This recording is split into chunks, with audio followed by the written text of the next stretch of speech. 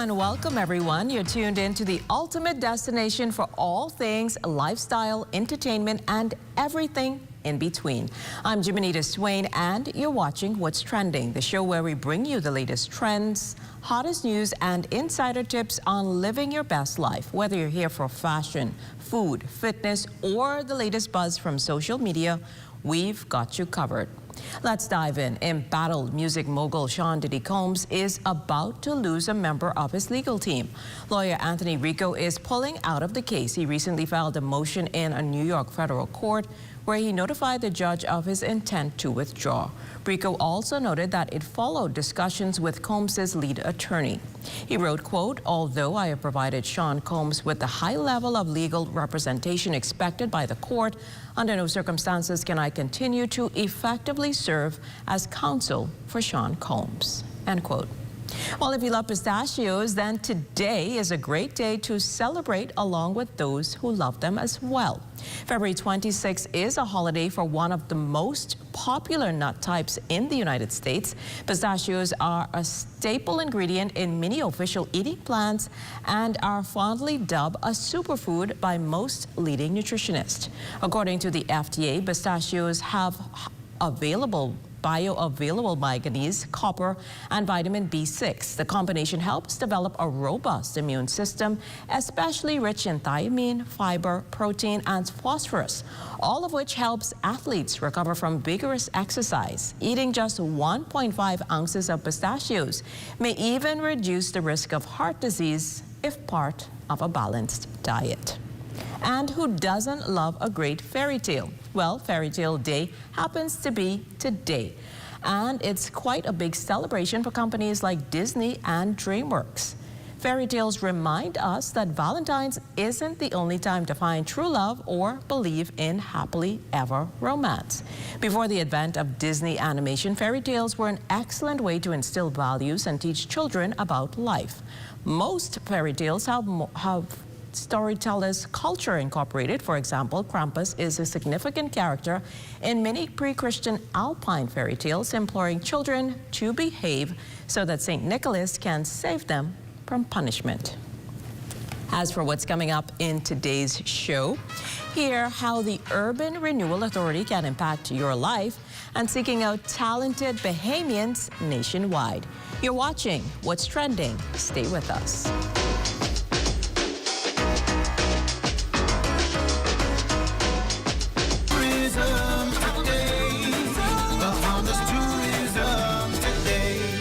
On the historic launch on February 18th, a date that saw the Bahamas become the first international destination to host SpaceX Falcon 9 rocket booster landings outside the United States. Vice President of Launch at SpaceX, Kiko Donchev, and Bahamian-American space engineer Aisha Bo shared more about what this momentous event means for the future of the Bahamas. So much of our job, it's making sure that the next generation is inspired by spaceflight and can reach for the stars and can reach for bigger heights. And so we really feel that this is going to provide an opportunity to give a lot of folks visibility into a world and an industry and, you know, the opportunities of the future in a way that it didn't before.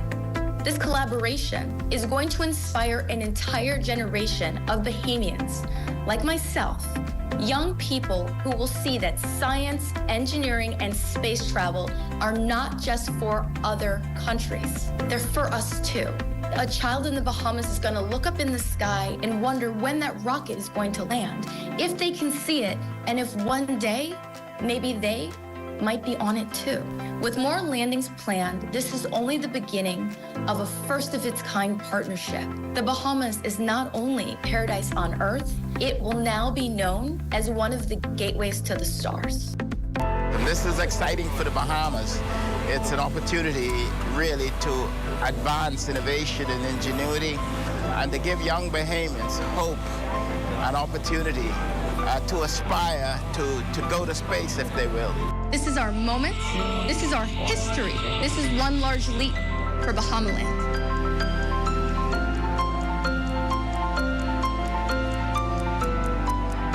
And it's an historic occasion, really, and I celebrate with the Bahamian people this first landing of SpaceX Falcon 9 booster. For more tourism updates, visit Tourism Today or Bahamas.com. I'm Michael Miller, and this is Tourism Today.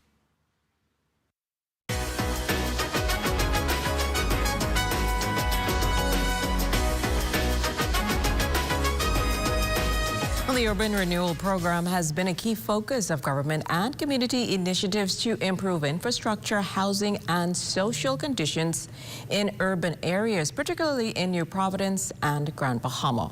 The program, originally launched in 2002, has played a significant role in addressing issues such as poverty, crime, and inadequate housing in inner-city communities. Decades later, the Urban Renewal Authority was established to take the program to a new level. In studio to discuss the way ahead of the program is Managing Director Stephen Dean. Welcome to What's Trending, Mr. Dean. It's a pleasure to be here.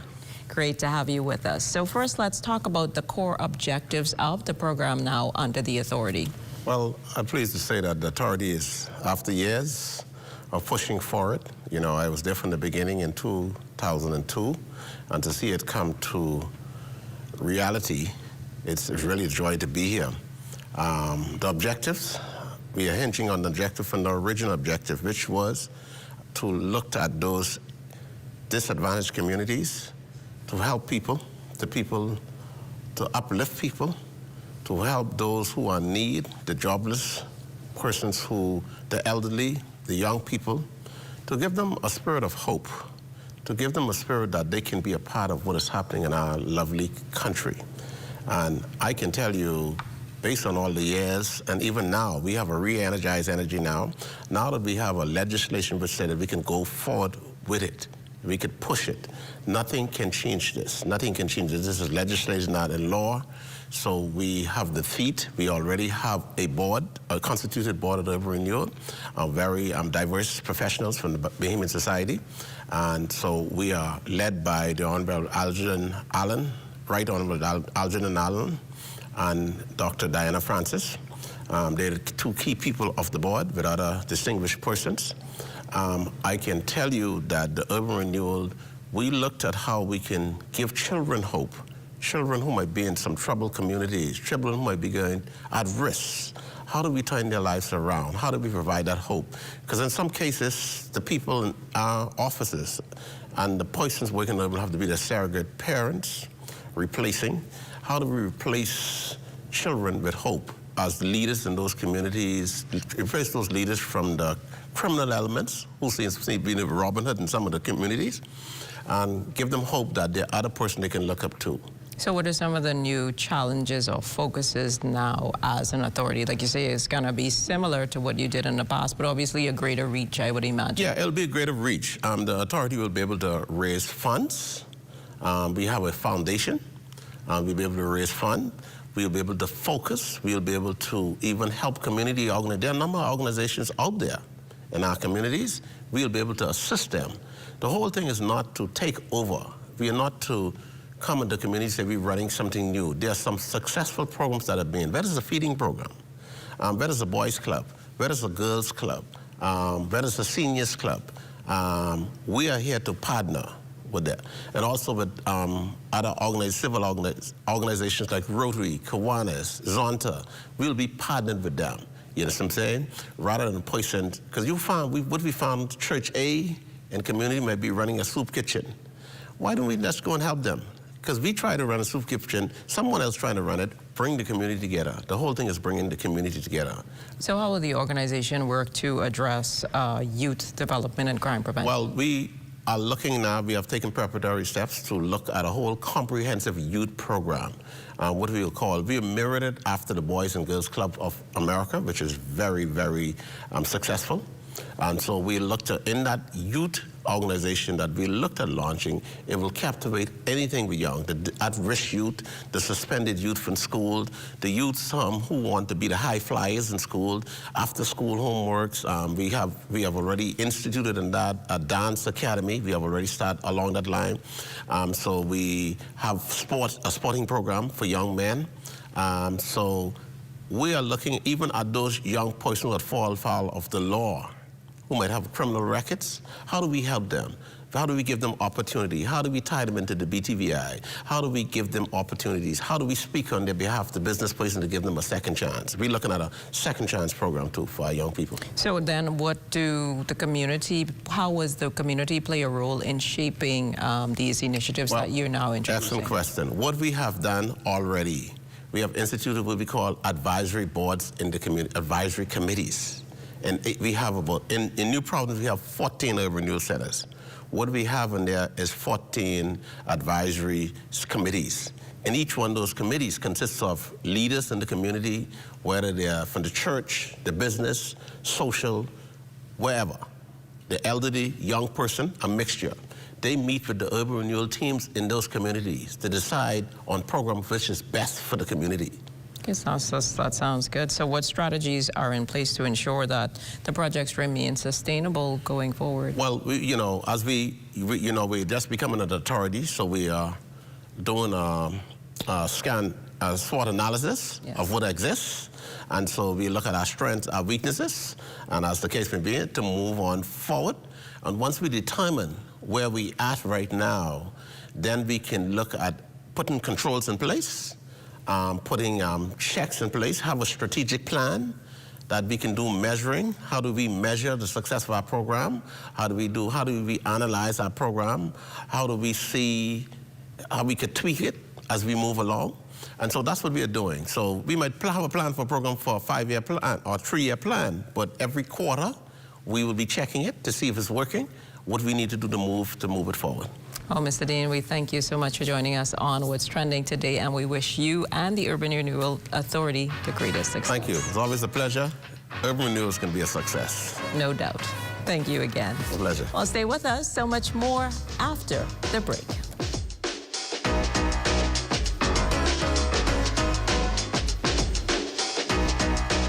For over half a century, we've been more than just an airline. We've been a bridge, connecting families, dreams, and memories across the islands and beyond. Behind every seat sold and every journey planned, there's a dedicated team committed to making air travel affordable and accessible to everyone. At Bahamas Air, we're not just building connections, we're building a safe and dependable airline where quality service is paramount and an excellent travel experience is our priority. Wherever you're going, we're here to take you there with care, with heart, and with the promise of unforgettable journeys. We are family, and just like family, we're committed to taking care of our own. Your Bahamas Air is our Bahamas Air, because here at Bahamas Air, we don't just fly here, we live here.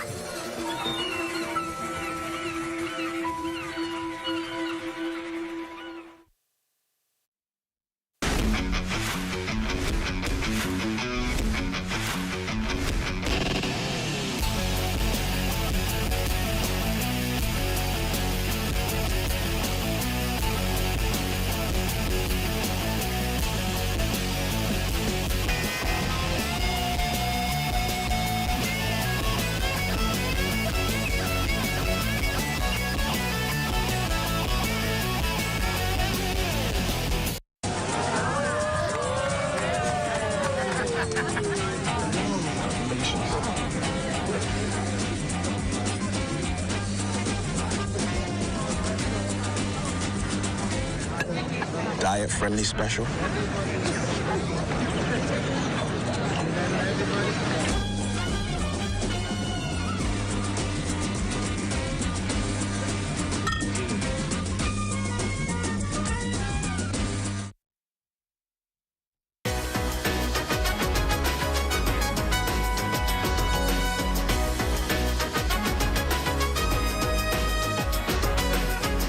The E. Clement Bethel National Arts Festival Adjudication Program is an important cultural initiative designed to evaluate and promote artistic talent across the country. Named after E. Clement Bethel, a renowned Bahamian composer, musician, and cultural advocate, the program serves as a platform for students and community members to showcase their skills in various artistic disciplines. Take a listen.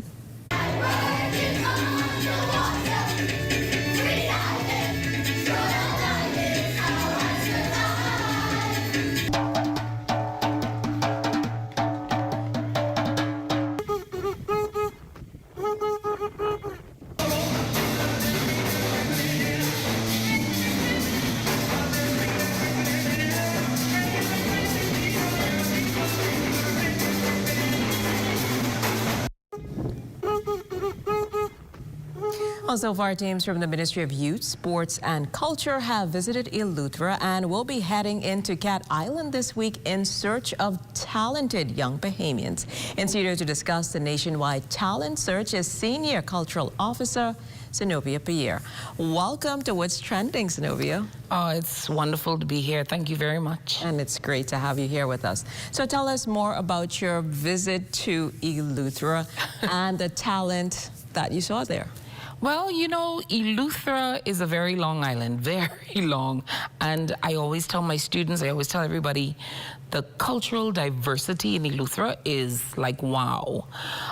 We flew into the north, so we saw Spanish Wells, we saw Harbor Island, North Eleuthera, then we have Central, and then we have South. So it's literally the entire island. The children were excited. You know, as you can see from the clips, the kids in Spanish Wells, oh man. They had a ball. Man, they had a ball. At one point, I think they were dancing more than they were actually singing. But their excitement, it's infectious. They want to show their best. They want to do their best, and it's a wonderful experience. So talk to us then about the main purpose of the adjudication program. Well, this festival is 66 years old. That's a long time. It started in 1959. And it's been between the Ministry of Education and the Ministry or the Division of Culture over those years. It was named in 2000, in the early 2000s, after E. Clement Bethel, who was the first director of culture. Yes. And so, and it's evolved. The platform of this festival is to give opportunities to Bahamians, residents of the Bahamas, on every creative platform that we can think about. That's dance, all genres, music, instrumental or vocal. That is, we're doing theater, we're doing film now. There's art, crafts, fiber, wood, fabric, everything that you could possibly think about for creatives. Anything that you can create and present. Acting, drama, poetry, skits, storytelling.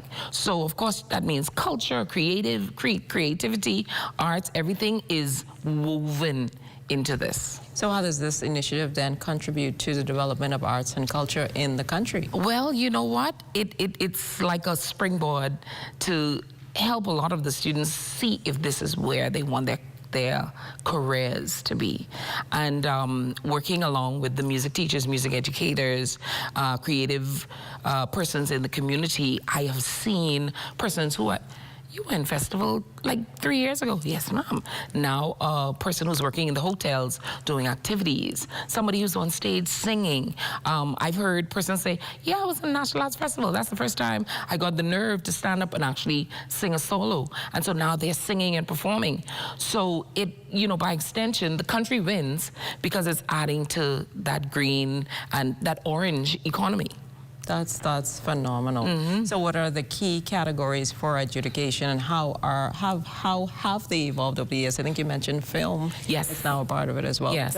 Just expand a little bit on what you actually look for in this process. Initially, it only used to be music, and it only used to be drama. Well, actually, music and art. And then drama was added, and then art, and then dance, sorry.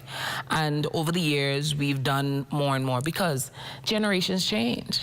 Cultures change within the generations. Things that kids are interested in, people are interested in, change. We have cheerleading now. We have DJing now. We never used to have that. Not at all. Exactly. You know, there's hip hop that's been added because hip hop is a thing. You understand? And so there's so many things that we add because we realize that this is what the kids and people in the community are interested in. TikTok gave us that. It told us that, hey, you know what? Everybody's a creative. Once they have a phone, you know, we're always putting together. Make it TikTok, happen. you understand. And so we have our film officer, Ms. Moya Thompson. She has been going to the schools all over the country and saying to them, listen, you can create documentaries, you can create, just show the world processes, how simple, preparing for Junkanoo, preparing for an exam, doing things like that, or a TikTok thing, or a movie. And these kids have been very creative in their their own unique ways of creating films. And so that is almost a festival within the festival. Well, that's amazing, Zenobia. Thank you always so much for being here. Congratulations to your team as you continue such an amazing work to build on the cultural growth of youth. Thank you. We can't do it without collaboration of teachers, educators, and the community. And shout outs to them as well, and all of the participants. Yes. Well, thanks again. So we'll be back after this short break.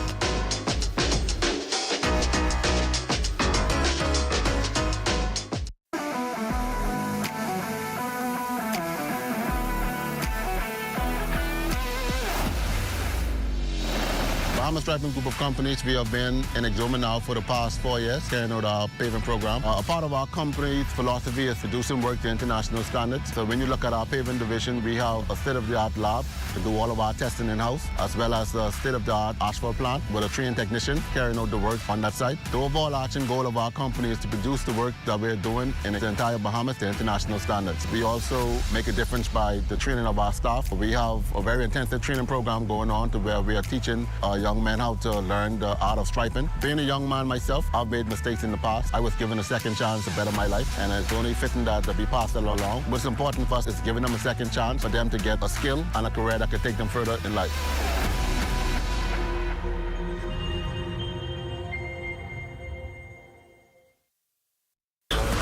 What? You don't know who TDC is? Tourism Development Corporation? You mean the Ministry of Tourism? No, that ain't the same thing, but the Tourism Development Corporation helps to develop and grow Bahamian businesses in the tourism industry. You heard what they say, Mike? Oh, yeah. Develop and grow. You don't know what all the things they do? What does do? Wait, check the website, boy. Start your journey to ownership of our #1 industry today. Log on to tdcbahamas.com. Here at Immigration Care Service, you can trust us, especially if you have experienced issues or problems with the U.S. immigration at the borders. We'll do our best to provide options and solutions to immigration roadblocks, so travelers can continue visiting the U.S. and residents can continue living their lives in the U.S. without worries. The best part? Our services are affordable and accessible. Take the mystery, confusion, and fear out of your immigration concerns. Contact Immigration Care Service today.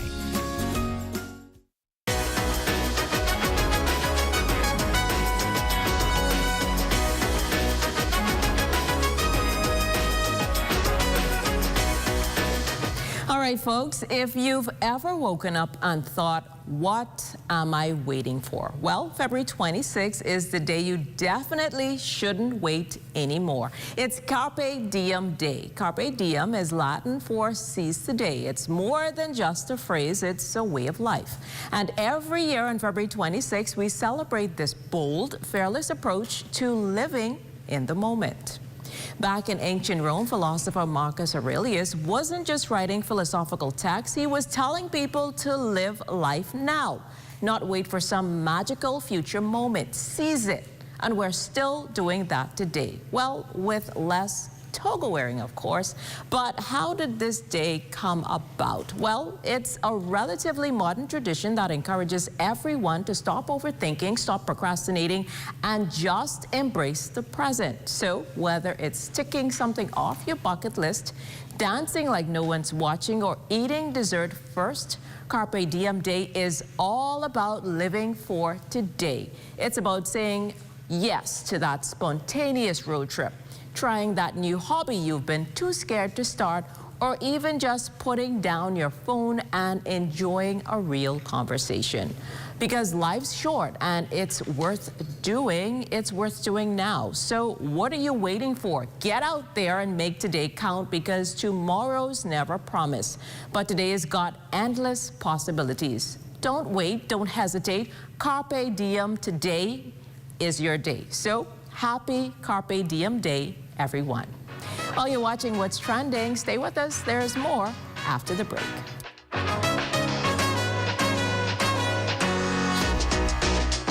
The internet isn't just for surfing. There's a sea of shoppers buying online, and you can connect with them on Tingsy.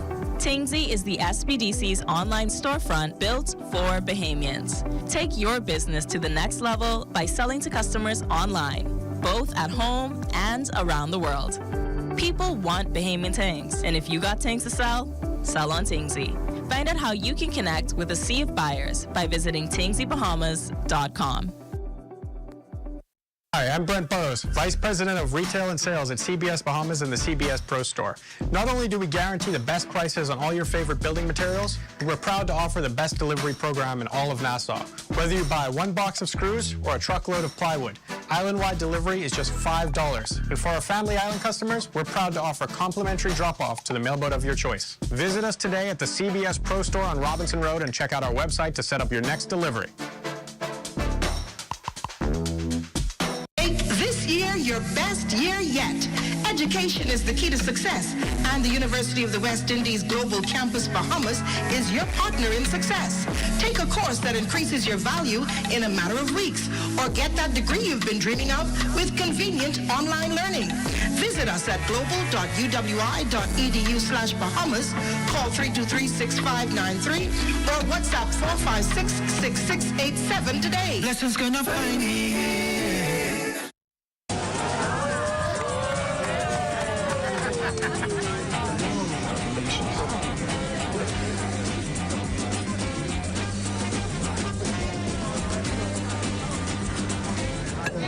Diet-friendly special.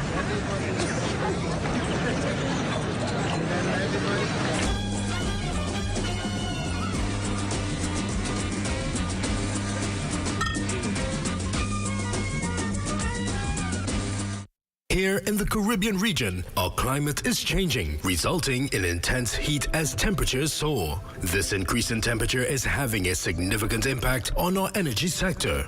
With the increase in temperatures, we, of course, are expecting an increase in the use of electricity or cooling, etc. So there's an increased demand on the utility companies to, provide for that overload on their systems. The hotter it gets, the more energy need there is for cooling among the population. But also the harder it becomes for electricity to be produced. So the efficiency of electricity production is typically also lower when it's really hot. But there are ways we can help. Simple actions can make a big difference. There are certain measures that we can take to make sure that we mitigate some of the possible impacts, such as using LED bulbs. It's up to all of us to take proactive steps. Stay informed and prepared. Together, we can weather this storm. For more information and updates, follow CIMH on X, Facebook, and Instagram.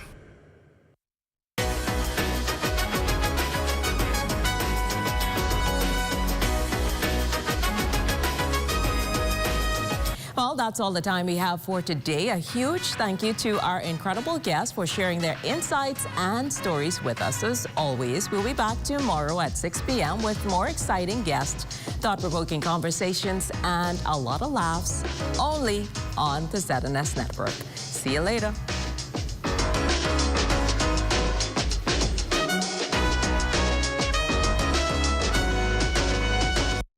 In Harbour Island, North Venezuela, I'm Charles Fisher. This is ZNS.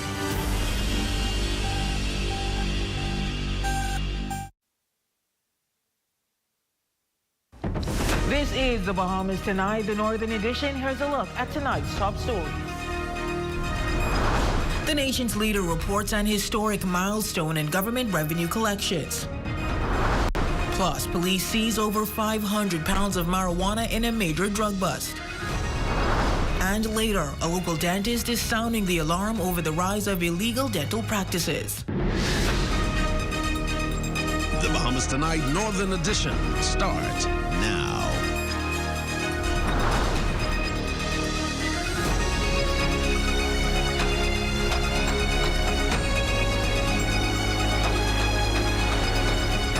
Good evening. evening and welcome to the Bahamas Tonight, the Northern Edition. I'm Raven Davis. Thank you so much for tuning in. The nation's leader giving a progress report on the nation's finances, detailing how government is shaping up on its revenue targets. Halfway into the fiscal year, he announced a proud first for government revenue collection. Cleopatra Murphy has tonight's top story.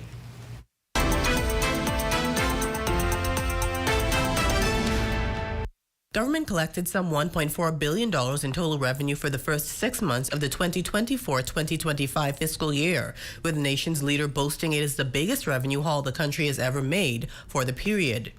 Minister of Finance, Prime Minister the Honorable Philip Davis, providing the mid-year budget communication in the House of Assembly Wednesday, disclosed the sum reflects a $138.9 million increase compared to the same period last year, with revenue collection so far accounting for 40.7% of the annual budget. When compared to the financial year 2018-2019, the last what we call normal year, before the twin disasters, total revenue for the first half of the year has grown by 42.4%, or $429.3 million. The nation's leader attributes it to rigorous collection and significantly improved compliance, particularly when it comes to real property tax and departure tax collection. He adds tax collection increased by $122.1 million, standing at $1.3 billion for the first half of the fiscal year, with VAT totaling $663.1 million, a $17.1 million increase compared to the same period last year. In comparison to the fiscal year, go right back to 2018 to 2019, that's what we call a normal year, before the twin disasters. Right? When the VAT rate was 12%. The half-year VAT collection for this current year has risen by 72.1%, amounting to an increase of $277.8 million. Expenditure increased by $278.3 million, now at $1.8 billion, while recurrent expenditure sits at $1.6 billion, increasing by $192.3 million, with the Prime Minister laying it out. An increase in compensation for employees, public servants, by $16.9 million to $434.6 million, representing a 49.6% of the budget target.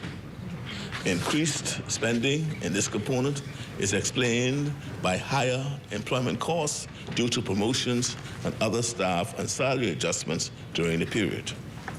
The nation's leader in his contribution also reiterated plans to reduce VAT on non-perishable food items to 5% by April 1st to provide relief for Bahamians. For the Bahamas Tonight, the Northern Edition, I'm Cleopatra Murphy. In other news, police officials on Grand Bahama confiscating over 500 pounds of hydroponic marijuana valued at some $1.5 million. Our Jolanda Thompson-Everest was on the scene and has all the details. An active scene here at the Charles Hayward Yacht Club as police officials collect over 500 pounds of hydroponic marijuana from this vessel. The major drug bust happening around 1 o'clock on Wednesday afternoon, resulting in 2 men being taken into police custody. Officers, along with DAU and Customs, acted on information reference to a go-fast vehicle that was moored at one of the local marinas.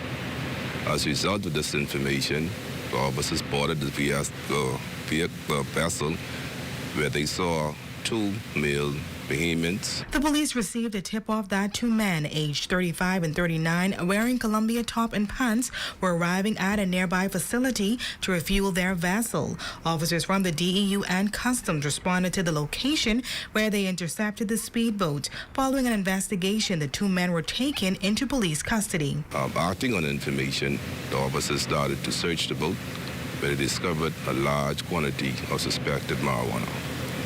The estimate weight is now 500 plus and a street value of 1.5 million. The scene lined off with the hydroponic drugs wrapped in packages as police officials could be seen onboarding the marijuana from the suspect's boat to the police vehicle. When asked if the men were known to the police, the officer in charge said that he could not say. These two men are now assisting the police in investigations. As it is the preliminary stages at this time. Investigations will be forthcoming. The confiscated drugs will now be transported to the Central Police Station, where authorities will conduct a secondary count on the hydroponic marijuana. Police say that the investigation is no longer in its initial phase and an additional arrest may be made depending on its findings. For the Bahamas Tonight, the Northern Edition, I'm Jolanda Thompson, Everest. Thanks, Yolanda. In news from the court, a 26-year-old Jamaican national hauled before the 8-Moral Court on Wednesday morning. Taval Noble of Kingston, Jamaica, appeared before Magistrate Simone Brown, where he was arraigned on 1 count of practicing dentistry without a license and 1 count of carrying out a business without a license. Noble pled guilty on both counts. On the count of practicing dentistry without a license, he was fined $1,000 or 3 months in prison. Regarding carrying out a business without a license, he was cautioned and discharged. Well, tonight, a local dentist is raising concerns about the rise of illegal dental practices across the country. She warns that while these unlicensed practitioners may offer significantly lower prices, seeking their services could lead to more serious health risks and higher costs in the long run. Our Matthew Montenborough has more details in this report. It may be more common than you think, but with the recent reports of unauthorized dental practitioners using unusual places like their homes to perform their procedures, founder of Easy Dental Care and certified dental professional, Dr. Charlene Reed, says dental patients must be cautious of whom they are being assessed by. You have to be assessed by a professional to see exactly what is your malady, okay? So typically with braces, you're trying to fix either spacing, you have spaces in between the teeth, or excessive crowding. The 2-decade dental professional adds there are some signs patients must be aware of, such as... So let's say if I want to put a price on it, you're looking at either $4,000 to maybe $8,000 because you have different systems in place. So if you know that the average range is about $4,000 to $8,000 and this person is charging you $100, because I know, word on the street is it's $100 to put these braces on, and they're only charging you $100 a month to just change the elastics, that's a red flag. That's a red, pink, and purple flag. I know of cases, people talk of people actually opening dental clinics in their garage. And so if someone is inviting you to get braces and the price is extremely cheap when you compare it to what a professional is charging, and they're inviting you to come to their house to put these braces on, that's a red flag. I understand wanting fashion, and I guess you would call that the sheen version of dentistry. But just like sometimes you have hit and miss with those packages when they reach, they don't look like how they look on the website. Same deal. Social media advertising is also a major red flag. Reed says it's due to the stringent guidelines from the Bahamas Dental Council. Dentists in the Bahamas typically aren't allowed to advertise their services and prices. And so that there should be a red flag. If you've seen this person's ad on Instagram or on Facebook, or even if they have a TikTok account, that's a red flag because we're not allowed as professionals to advertise our services and our business and our prices. For those who are seeking authorized dental practitioners, an official registry list is available on the Bahamas Dental Council's website with a full list of the nation's recognized dentists. For the Bahamas Tonight, the Northern Edition, I'm Matthew Martinborough. Just one station.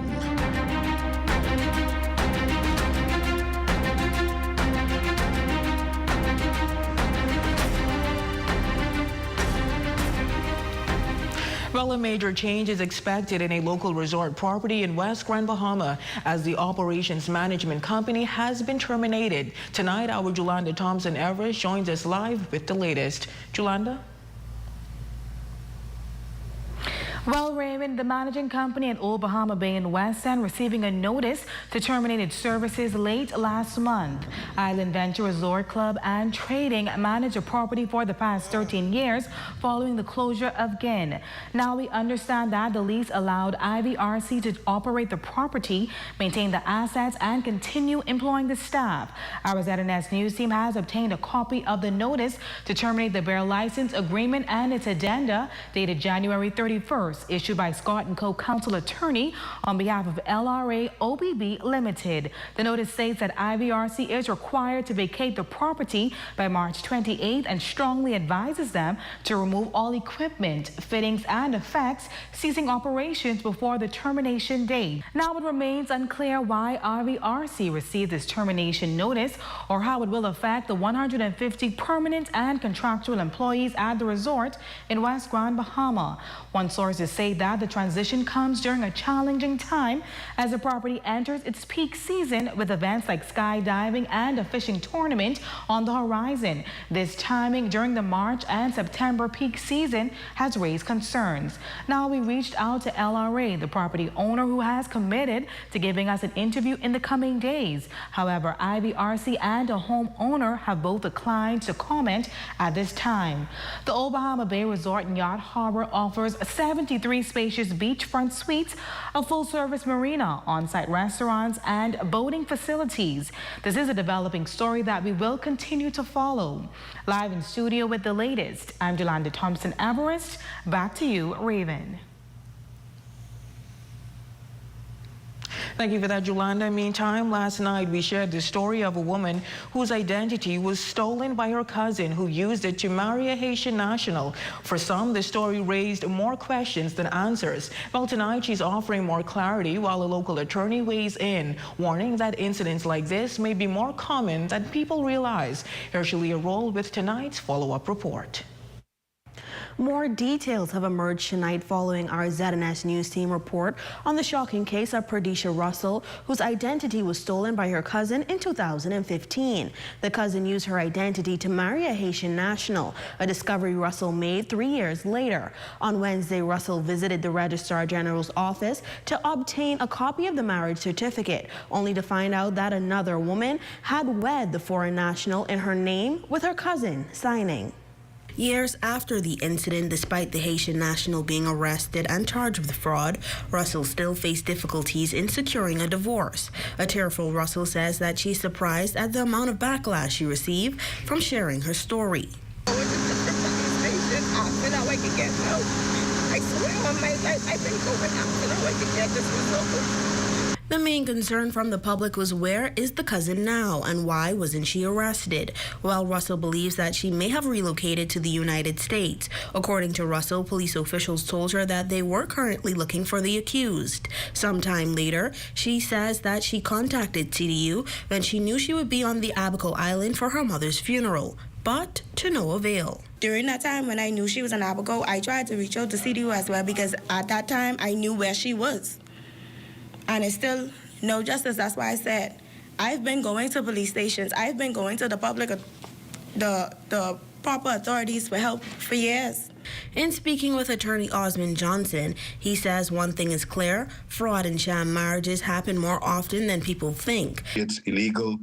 I think the police should be looking to take immediate steps, not only to prosecute the male individual involved, the quote-unquote husband, but also the female who perpetrated this crime. Johnson is now sharing grounds on why the marriage should be null and void, stating that Section 21 of the Marriage Act says that there are many grounds for a marriage to be nullified, especially questions of the validity of the marriage because one party was not aware of the union, further stating that in Section 22, the marriage was not consummated.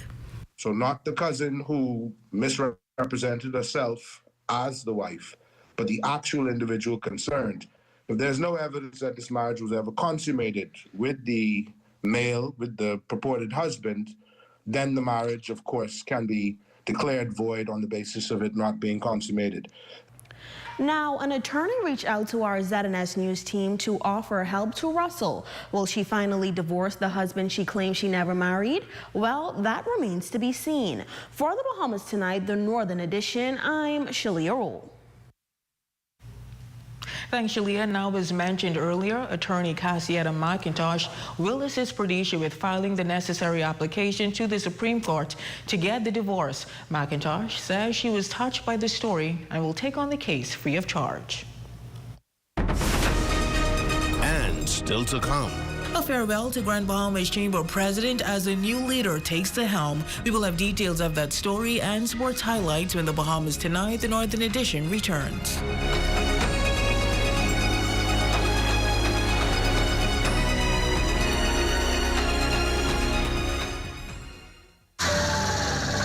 You have enough things to worry about. Living in a world that can seem opposite of the things you are trying to accomplish. I can need a little help with this part of this. We're here to let you know that you don't have to go at it alone. Choose peace of mind. Choose comfort. Choose CB. Commonwealth Bank, leader in personal banking services. Come on down and see what Dolly Madison has in store for you. Renovate and rejuvenate at Dolly Madison. Dolly Madison. Do It Center's two-day sale this Friday, February 28th and March 1st. 20% off store-wide, located in number 33 Gold Rock Complex, Grand Bahama Highway. Get ready for the season with Third Dimension's Garden Prep Sale. Save 25% on all lawn and garden supplies from February 28th to March 1st. Visit them on Yellow Pine Street or call them at 352-6126 or 602-0935 for more details. Park and Shop's end-of-season sale is here. Get 25% off store-wide plus $5 and $10 racks, 50% off kids' cloths, and reduced blankets. Sale runs February 26th to March 1st. Come in and check them out. Shape Your Crepe has so much to offer. From delicious, savory, and sweet crepes, coffee drinks and bubble teas, to rich, creamy milkshakes, and so much more. We are located on West Mall Drive, Freeport, Grand Bahama, and coming soon to Plaza del Sol, Prince Charles Drive, Nassau, Bahamas. Shape Your Crepe, handcrafted crepes and more. Call us at 68-SHAPE. It was exhilarating. Did I win? FCP second to none. You stand in our way, and we'll annihilate whatever hope you so desperately cling to. Just going to show how powerful we are as a company. This year we come with a lot of vengeance in our eyes, and we're prepared to take it all this time. Looking forward to a great event, having fun, and Bring home the victory for Doctors Hospital. We have team members from last year, and so we have a better strategy. Nothing of the ordinary for me, honestly and truly. So I'm just ready to tackle it head on, and hopefully we come away with the crown. So we went back to the drawing board, we had a little tweak, and we come back to take it all again. We're taking the whole hog. There can only be one. Season 2 of the ZNS Corporate Fit Challenge every Friday at 6 p.m. only on the ZNS Network. Your number one team in the North. Only the sun covers the Bahamas better. Welcome back. President of the Grand Bahama Chamber of Commerce, James Carey, passed the baton today to a new president. This following his reign from 2022 to 2025. Carey giving brief remarks at the Chamber's meeting today. The President has been a really exhilarating journey. I reflect on the considerable time and effort my board and I have invested in evaluating our relevance to the business community and devising strategies to be more effective in our community. We've remained focused and committed to engage with both the private sector and the government for the advancement of our business community and the community as a whole. Accepting the new role as president of the GB Chamber of Commerce is President-elect Dillian Knowles. Knowles highlighting the important role the Chamber plays in our local communities.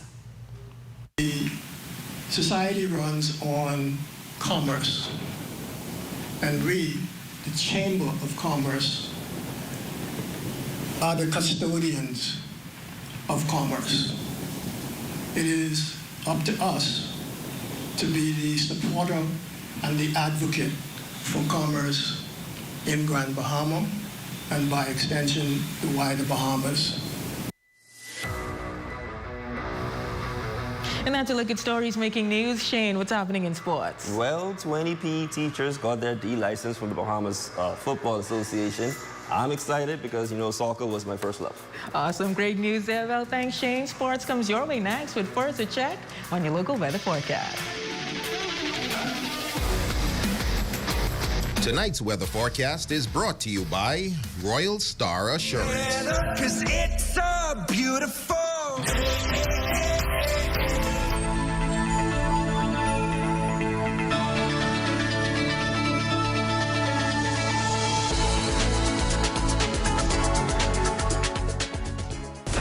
See news in the making? Call us at 352-9713 or 359-5167, or you can email us at zns3news@gmail.com.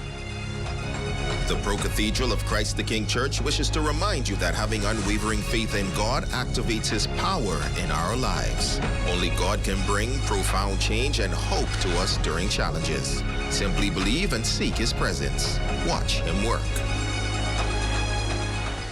Here at Island Bedding, we provide Bahamians a local option for factory direct quality sleep products. We have also expanded to include a range of furniture and home accessories. Check out our new living room pieces, including sectional, TV stands, accent tables, and more. Come on down to Island Bedding and feast your eyes on prices you have to see to believe. Located at number 5 Queens Highway, across from Caribbean Veterinarian. Journey to a serene oasis. Relax. Rejuvenate.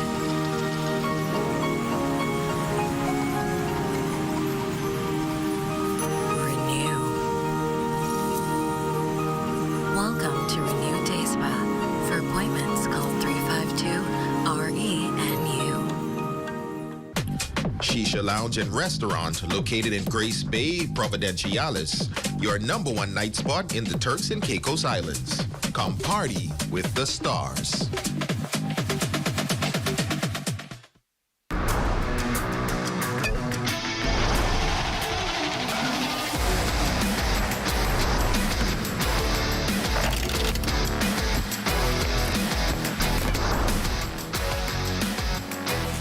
Good evening, ladies and gents. I'm Shane Stubbs, and welcome to sports.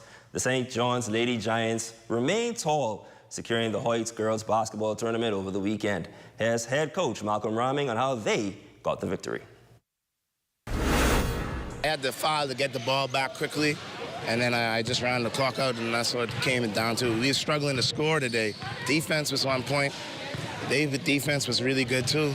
So, you know, just came down to a smart coaching strategy. Dynamo Azaria Duncombe came through, sparking the Giants' offense after falling behind 8-3 early.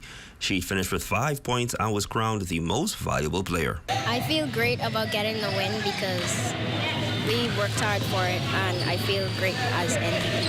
It's a really great feeling because we just won the BAISS championship, and it's really good to get the exposure and the opportunities. On the senior side, the 1-3-1 defense by the R.M. Beatty Pacers proved too much for the Freedom Baptist Warriors. As a result, the Pacers would roll to a 34-5 win and were led by Janae Aristide with 16 points. I thank my coach Lamont Amberley. He been working with me through the summer. He been working with my team. I feel good. I feel good for my teammates also. It was wonderful. Meanwhile, the D.W. Davis Royals finished third in the junior bracket, as would the St. George's Jaguars on the senior girls side. Next in sports, 20 PE teachers completed the Bahamas Football Association's D-License course, paving the way for a renewed product at the primary and high school level. I think we learned more advanced drills, especially from Mr. Morandini and Coach Bruce. So he's really expanded our knowledge of the game. It's refined us not only on the technical skills, but also in encouraging the emotional part of it, which is raising their confidence, using this as an outlet. You know, not everything's great, you know, growing up with kids, 'cause it's hard being a kid. Coach Bruce and Kurt and Mary, They taught us a lot, and this is very educational and beneficial, especially for us going forward, producing younger kids in this field. And finally in sports, Natalia Dorset stormed away with the 60-meter title at the Sunbelt Indoor Championships. The Grand Bahama native clocked a personal best of 7.33 seconds for the Georgia Southern Eagles. She'd also finished with a personal best in the 200 meters, crossing the line in 5th in the time of 23.56 seconds. And that is your check on sports, ladies and gents. I'm Shane Stubbs. Your Facebook friend of the day is up next.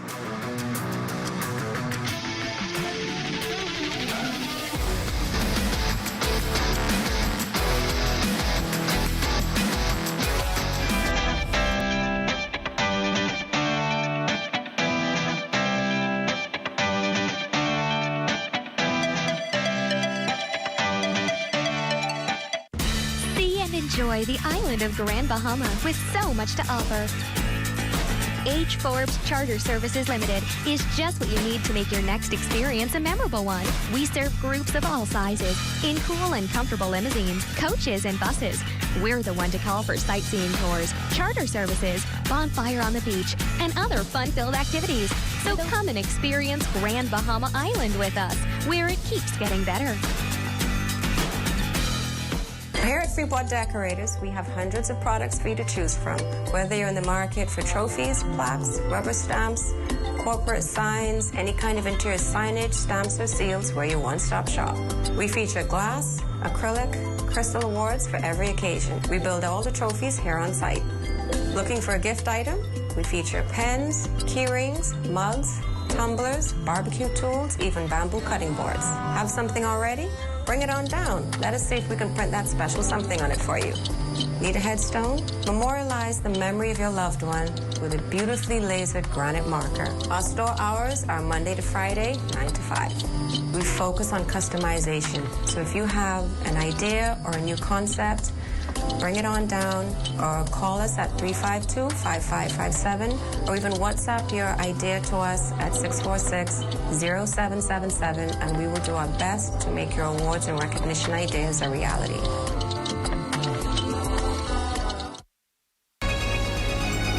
Your number one team in the North.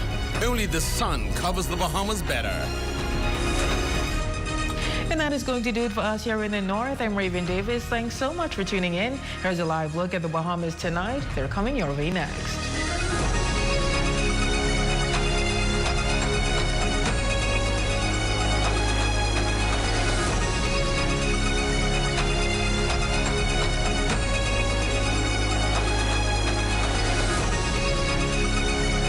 This news is brought to you by the new BTC.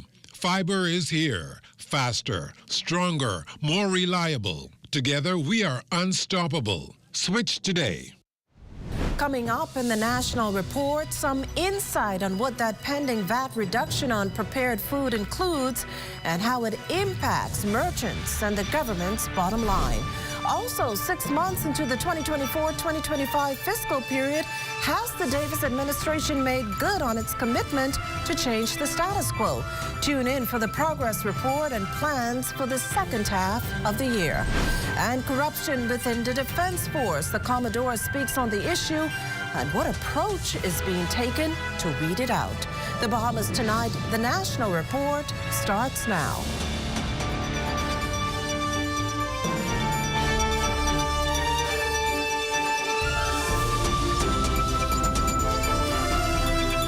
Good evening, everyone, and welcome to the broadcast. A lot of numbers to weigh through in the mid-year budget, but in terms of where government debt stood 6 months into the current fiscal year, we're looking at $11.7 billion, an increase of some $451.1 million, or 79.2% of GDP.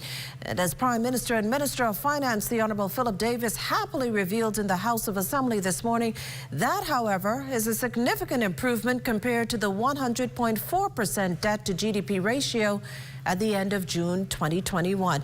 Now, the financing mix that led to the upswing on the domestic front side, you have the net borrowing of government securities, bank loans, and central bank advances. The government has, however, successfully executed a debt conversion project for marine conservation. That's projected to save the country a reported $124 million over the next 15 years. The project, touted as the largest in the Caribbean. Now, part and parcel of this whole transaction is the refinancing of $300 million of external debt.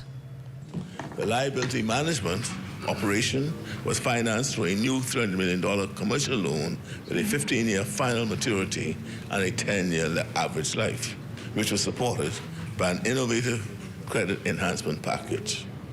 This credit enhancement package comprised $200 million first loss partial policy-based guarantee provided by the IDB, $70 million second tier collateralized guarantee provided by Builders Vision, and $30 million third-tier credit insurance policy provided by AXA XL. And as I said, this credit enhancement package carried an annual fixed coupon rate of 4.7%. So that's what we're paying now on a $300 million loan, 4.7%.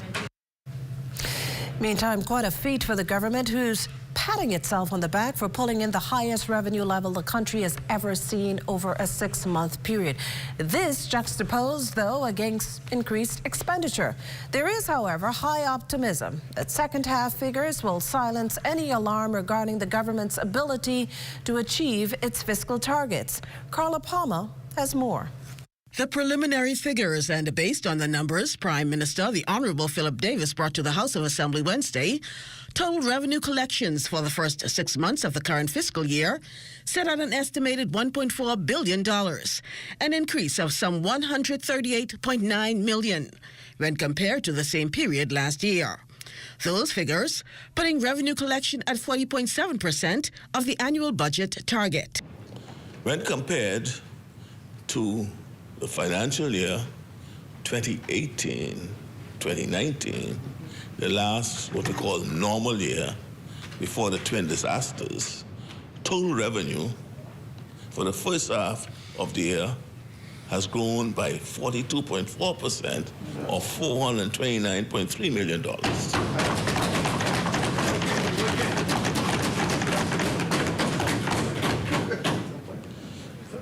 This was achieved without any appreciable increase in taxes since we came into office. But just as revenue shot up, so did expenditure, coming in at $1.8 billion during the first half of 2024-2025 fiscal period, an increase thereof $278.3 million. Still, Prime Minister Davis assures that those numbers are in line with the budget estimates. On the recurrent expenditure side, $1.6 billion. That's $192.3 million more than the same time last year. Salary adjustments to employees are said to be a primary reason. The key spending components during the period comprised the following: an increase in compensation for employees, public servants, by $16.9 million to $434.6 million, representing a 49.6% of the budget target. Increased spending in this component is explained by higher employment costs due to promotions and other staff and salary adjustments during the period. Capital expenditure, meantime, came in at $220.1 million, with Family Island development, roads, and other infrastructural development as key driving factors. For the Bahamas Tonight, I'm Carla Palmer. Now, the 2024-2025 mid-year budget statement also delivering up welcomed news for consumers grappling with the daily pangs of an increased cost of living. Prime Minister and Minister of Finance, the Honourable Philip Davis, reiterating in the House of Assembly this morning that come April 1st, a value-added tax will be lowered on unprepared food, but not just those sold at grocery and convenience stores, but gas stations. The change, to be reflected in an amendment to the VAT Act, will slash the current 10% to a new rate of 5. This will not include restaurants, to be clear. This also applies to the importation of unprepared food. And to ensure it is clear to whom this act applies, the amended act will include the list of food items that will attract the 5% VAT rate. This adjustment to the VAT rate on unprepared food will not impact, and I repeat, it will not impact our ability to achieve our fiscal targets, as I've mentioned before. We have worked hard to shift more of the tax burden to those who can best afford it. It didn't take long for the opposition Free National Movement to have its say on the Davis administration's mid-year budget statement, and as Corval Pyfrom reports, as perhaps expected, members did not find much, if anything, to cheer about. Besides the Prime Minister's announcement on a reduction of VAT on unprepared food items, which even though they welcome, still feel doesn't go far enough, opposition members found very little to be hopeful about in this mid-year budget statement. Leader Michael Pintard says it was filled with smoke and mirrors meant to cover what he calls the government's failures. Failed to provide relief for the cost of living, failed to provide a pathway for sustainable economic growth and development, and failure to show how they have governed in a fiscally responsible manner and how they have been transparent with what they do with your money. Despite record revenues and repeated boasting of record visitor arrivals, this government, the opposition argues, still finds itself in a fiscal hole with no clear plan for how it plans to get out. Pointing to what he calls this administration's out-of-control spending, Mr. Pintard says it's time for the government to come clean about why recurring expenditures ballooned to nearly $200 million. What was the reason and justification for a $192 million increase in the recurrent expenses? Was this spike in spending to finance more than $300 million in no-bid contracts the Davis administration has reported over the last 12 months? We are concerned, and there is no explanation for why they continue to carry out this practice without justifying why they are doing it. The Davis administration's mid-year budget statement leaving no doubt with the opposition that Bahamians will continue to struggle economically for a while still, even going as far as to caution things could even get a lot worse. Bahamians right now are in a cost of living crisis. Yes. From the length and breadth of the Bahamas, we are in a cost of living crisis. We are not saying that the government caused the crisis, but the government ought to be mitigating the crisis. The opposition party says it went into this morning's session with hopes that it would get answers to a lot of concerns of how the country would be dug out of this fiscal hole. Instead, it says Mr. Davis's statement this morning left them with more questions than answers. For the Bahamas Tonight, I'm Corval Pyfrom. You're watching the Bahamas Tonight. The National Report this morning is in a moment.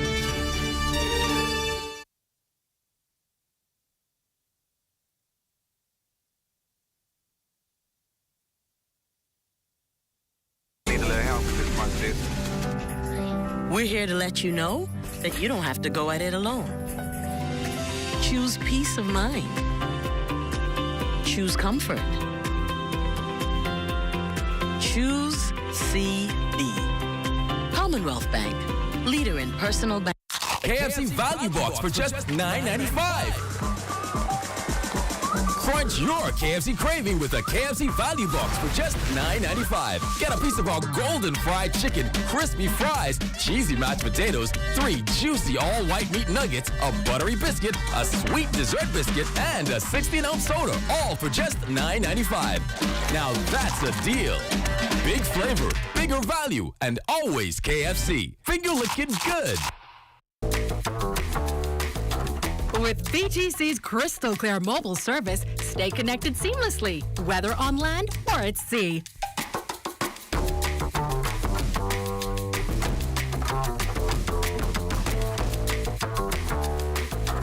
Our reliable postpaid plans keep your loved ones closer, no matter where life takes you.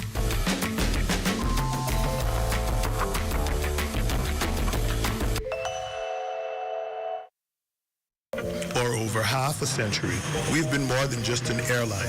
We've been a bridge, connecting families, dreams, and memories across the islands and beyond. Behind every seat sold and every journey planned, there's a dedicated team committed to making air travel affordable and accessible to everyone. At Bahamas Air, we're not just building connections, we're building a safe and dependable airline where quality service is paramount and an excellent travel experience is our priority. Wherever you're going, we're here to take you there with care, with heart, and with the promise of unforgettable journeys. We are family, and just like family, we're committed to taking care of our own. Your Bahamas Air is our Bahamas Air, because here at Bahamas Air, we don't just fly here, we live here.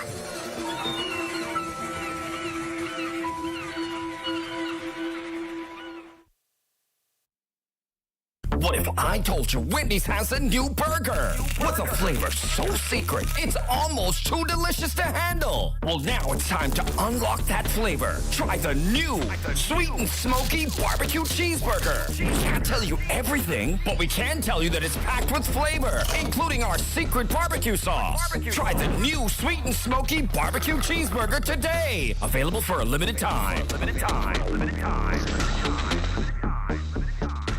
Of the news is brought to you by Bahamas Striping Group of Companies. Safety first. You're looking at a shot of the mega beachfront Bahama Resort on the Cable Beach Strip. Welcome back, everyone. PLP Chairman Fred Mitchell has resumed his attacks on the Grand Bahama Authority, this time accusing Executive Director Rupert Haywood of being condescending and using colonialist troops. Corval Pyfrom reports on the latest in this ongoing back and forth. Foreign Affairs Minister and PLP Chair Fred Mitchell in a new round of words with the Grand Bahama Port Authority. Outside the House of Assembly Wednesday morning, he directly responded to remarks made by Port Executive Director Rupert Haywood at the recent Grand Bahama Business Outlook. Grand Bahama is functioning as an island. It's functioning as Freeport is functioning as a city because the government heavily subsidizes what's going on in Freeport and Grand Bahama. The two sides currently in arbitration as the government presses the GBPA to reimburse more than $350 million for services it says it was obligated to provide under the Hawksbill Creek Agreement but failed to deliver. Haywood has called for greater collaboration with the government to revise outdated policies and regulations, fast-track work permits, and reduce bureaucracy. Without the government subsidies, Freeport and Grand Bahama would not be successful. Those are the plain facts. The rest of what he says is of irrelevance to me. The PLP chair digging deeper into the Port Executive Director, accusing him of being condescending and invoking thoughts of colonialism, arising from Mr. Haywood's remarks about his friendship with the Prime Minister and his wife. The Prime Minister's wife is a good friend, and I like the Prime Minister enormously. And he's very accommodating when we sit down and talk about things behind closed doors. I think. And my view is, what the heck has light got to do with this? You're either performing your responsibilities or you're not. And if you're not, then let somebody else who can perform the responsibilities step up to the plate. But don't come with this condescending nonsense about I'm a friend of the wife of the Prime Minister and I like the Prime Minister. I mean... Last week, opposition MP Kwesi Thompson charged that the government was going about the situation the wrong way, asserting that what Grand Bahamians care most about is the return of economic opportunities. For the Bahamas Tonight, I'm Corval Pyfrom. Defense Force Commodore weighing in on the United States indictment against several Bahamians, including a former colleague. He's making it clear, though, that corruption at any level of the military will not be tolerated, even going as far as to suggest ways to mitigate it. Aldavis Munnings joins us live in studio tonight with more on the Commodore's comments. Aldavis? Well, Makushla, I can tell you that Defense Force Commodore Raymond King is very, very disappointed and shocked to learn about that United States indictment on his former colleague, 56-year-old Darren Roker, who served as a Defense Force Chief Petty Officer before being taken into U.S. custody for conspiracy to import cocaine, possession and use of firearms, and firearms conspiracy. The Defense Force leader declared on the rundown with Clint Watson right here on the ZNS network Tuesday night that when he initially read the indictment, he was puzzled with what was promised. Commodore King reasoned that the Defense Force's operational data is very restricted and on a need-to-know basis. And he affirmed that only 2 to 3 people really have access to that encrypted information. When we work jointly with our regional partners, in particular the United States, and the Coast Guard and those other units, when we work jointly, we are not privy to where their assets are. It's not even shared. You'll only have an area of operation. So we don't have access to the information in terms of where our counterparts' vessels are. So I don't know how is it that a promise was made to provide this information. And the Defense Force Commodore is adamant that corruption is not subscribed to. He credits the organization's very minimal contact with the community. In fact, to strengthen integrity within the force, Commodore King recommended to the Ministry of National Security that as part of government's independent commission of investigations, Defense Force senior officers and logistics, maintenance, and procurement personnel should be required to submit financial disclosures.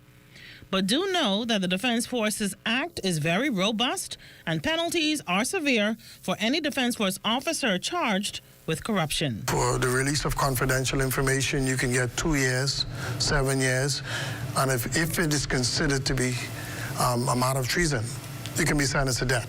You can be sentenced. You can be sentenced to death. And so it's very, very That's strong. harsher than the police force. Yeah, yes. And that's why you'll probably find it less in the militaries because of our policies. Commodore King also indicated that the Defense Force has worked with the United States Northern Command and Defense Institute of International Legal Studies in Rhode Island to develop ethics regulations that deals specifically with corruption. And Makushla, the Commodore, was very adamant once again that corruption will not be tolerated on any level in the Royal Bahamas Defense Force. Well, it's always welcoming to hear Altavis, especially in our law enforcement agencies. Exactly. Now, when it comes to domestic violence, meantime, the focus has been on helping victims. But beginning next month, there will be a concerted effort to get help for the perpetrators. For more on the story, return to our Felicity Darville. Under the theme, Choose Peace, Not Violence, law enforcement officers and public servants gathered to discuss the challenges and solutions to domestic violence. Assistant Superintendent of Police Kendra Wims encouraged them to join a group of trained counselors to help turn around the lives of those who perpetrate violence. The individual were trained to work with the Joshua group, which is the male perpetrators, and the Esther group, which is the female perpetrators. We're seeing a lot of men, many men, who are now reporting matters of domestic violence with their intimate partner. And what is also alarming, these men say the same thing what the women are saying. We don't want nothing to happen to her. We just want the police to warn her of good behavior. Veteran psychologist Dr. Valerie Knowles said that Bahamians need to learn how to deal with anger and conflict as a whole. When we talk about it, it's important to open up the curtain, open up the base, open up the definition and the concept of anger, and look at how we as a people deal with anger as part of our solutions for domestic violence, because the home is a part of the village. The church is also a part of the village.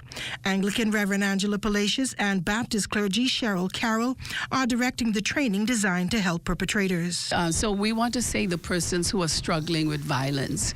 There are so many issues that contribute to why you are struggling, why you find yourself always responding in a negative way. But we want you to know that there is help. There is now help. The issues of crime often end in the most tragic ways. Young men lying in pools of blood, dead on our streets. To reverse this malady, we must turn to the home, which is the very definition of the word domestic. And rooting out violence in the home is where it all begins. For the Bahamas Tonight, I'm Felicity Darville. Well, a town hall meeting in Spring Point, Acklands is bringing the community together to raise awareness about the challenges faced by individuals with disabilities. Officials from the Ministry of Social Services, local leaders, and residents gathering today to discuss ways to improve accessibility promote inclusivity, and foster a more supportive environment for everyone. Devontae Hanna is live with the details. Devontae? Makushla, we are coming to you live from the Spring Point Community Center, where residents and local leaders have gathered for a disability awareness town hall. Now, of course, this town hall features passionate discussions on improving accessibility here on the island, as well as better supporting people with disabilities, and of course, creating a more inclusive environment across this community. And advocates are sharing their personal stories, and local leaders, as well as the Ministry of Social Services, Information and Broadcasting, including the minister himself, the Honorable Miles LaRota, are here on the ground, and they're listening, and they're also taking action. Now, this is just a part of an initiative that began earlier last year. As you remember, back in November, we were in Abaco for a series of town halls, and tonight, this will be the first of several here in Auckland, Crooked Island, and Long Key. So tomorrow we head to Crooked Island at the Ezekiel Thompson Hall for a town hall that will happen around 4:30. And then again, we go to Long Key on Friday to continue this discussion on disability awareness. I want to take a quick pan of the area. I'm not going to take too long, but you can see there are dozens of residents here. This town hall just getting underway. As I mentioned, the minister is here, as well as his permanent secretary, and of course, the member of Parliament for this area. And so what these organizers hope is that this event will start the first step to ensure that these residents here move into a positive direction in terms of disability awareness. So reporting from Spring Point, Abaco, along with who I'm told is the most trusted cameraman in the country, Victor Adderley, I'm going to send it back to you on the desk. Makushla. Well, thanks, Devontae. And Victor, stay with us. There's more to come in the National Report. This portion of the news is brought to you by Folk Call Smart Pass, the smart way to pay at the pump.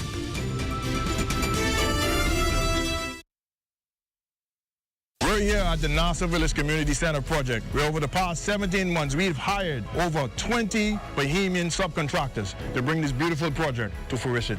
I've been living in Nassau Village for more than 19 years, and to see a project like this bring great joy and pride to me. This state-of-the-art multi-purpose community center will serve as a crime-fighting initiative in the community. Also help with the education of our kids in this community and a hurricane shelter. Yeah, and it also shows what we as Bahamians can achieve when we work hand in hand with each other. We have the technical know-how, and we can pretty much deliver on any project here in the Bahamas or in the world. Bahamas Private and the Bahamian Company, they prove that they believe in Bahamians. Based on the outcome of this project, I don't think they're disappointed in giving a small person an opportunity to do a job such as this. The more opportunity they get, the more opportunity we will get. If you look around and see the work done so far, it just shows what we as Bahamians can do.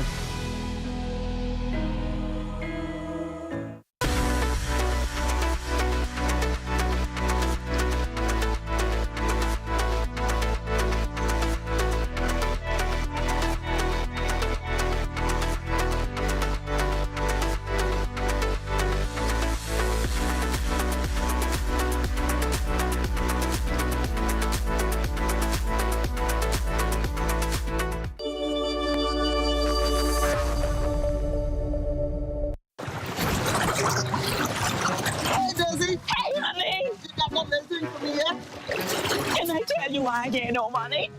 At least not yet. I get my money. Managers. Oh, and I done upload it. Hello, Miss Daisy. Your check is ready.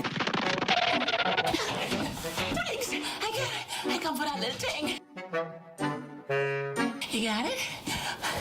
Money managers. Responsible lenders for responsible people. Introducing the Focal Smart Pass app that helps you to fuel up faster. Here's how it works. Download the app on the App Store or get it on Google Play and create your profile with payment details. Visit your nearest Shell station. Open the app, scan the pump's QR code. Select your payment amount and begin fueling. Say goodbye to cash and cards because the Focal Smart Pass offers secure and convenient payment options right at your fingertips. Download Focal Smart Pass now and fuel up faster today. Information, inspiration, but most importantly, what is happening in South and Central Eleuthera to stimulate its economy. Access Accelerate Executive Director Samantha Roll is promising all that coming out of tonight's town hall meeting on that island aptly dubbed the road to economic empowerment. We have a panel highlighting a number of topical issues. So one being our fly fishing initiative that we launched in partnership with the Bahamas Fly Fishing Industry Association.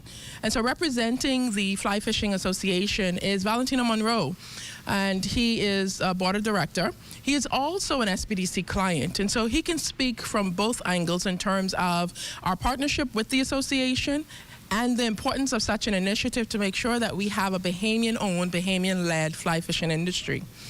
The other side is him speaking from a perspective, a known perspective of, engaging with the SBDC and being able to realize his dreams in terms of his business and just shipping. We also have a disability inclusion consultant, Erin Brown, who will be sitting on the panel. Again, another very timely initiative being done in collaboration with SBDC. Well, tonight's rundown will be coming to you live from the town hall meeting, which takes place at the Eleuthera Chamber of Commerce in Rock Sound, Eleuthera.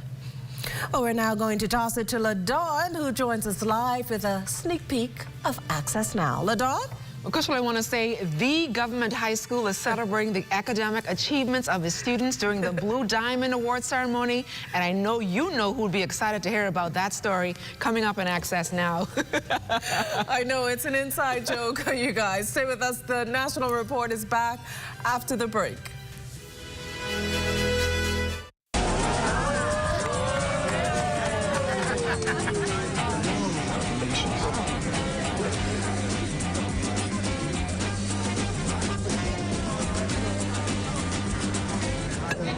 Diet-friendly special.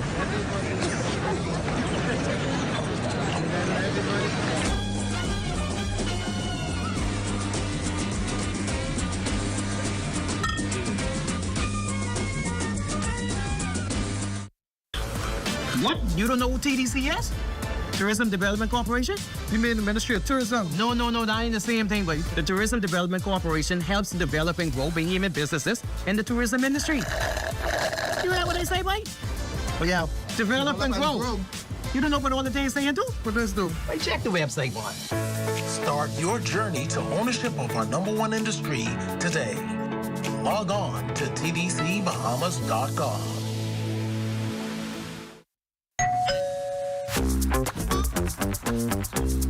Wait, where you grabbing all these pizzas, boy? Wait, Marcos, wait. We have a special on all the large one-topping pizzas, wait. Pineapple. All. Pumpkin. All. Hey, that included, but. Do I need the $10 special plate? How many would you like? 20 in it. Thank you so much, man. $10, that's it. The Marcos got that deal, boy.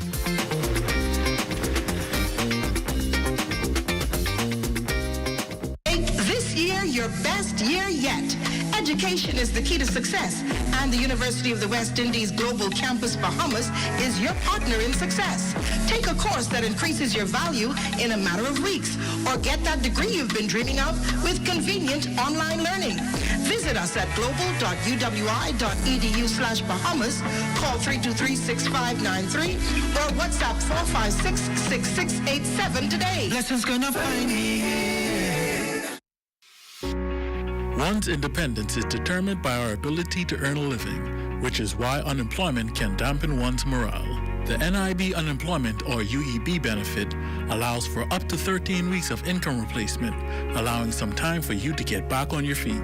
Before applying for the UEB, you must have an employer's termination of service layoff certificate or Form B-80, which is completed by your employer, and the unemployment card or B-81 form given to you when you register with the Department of Labor. To claim UEB, one must complete the Form B-82 or Claim for Unemployment Benefit form. Fill in all sections of the form, providing personal details, information to determine your eligibility, recent employment history, banking details, providing your account number and not your debit card number, Sign the bottom of the form, declaring that the information given is true, and date the form. Before submitting documents, double-check that all fields are accurately completed. All forms must be submitted within 3 months from the date of unemployment. Incomplete forms, forms with incorrect information, or late forms may delay the processing of your benefit application or result in the forfeit of your benefit. For more information and to access all NIB forms, visit the NIB website at nib-bahamas.com.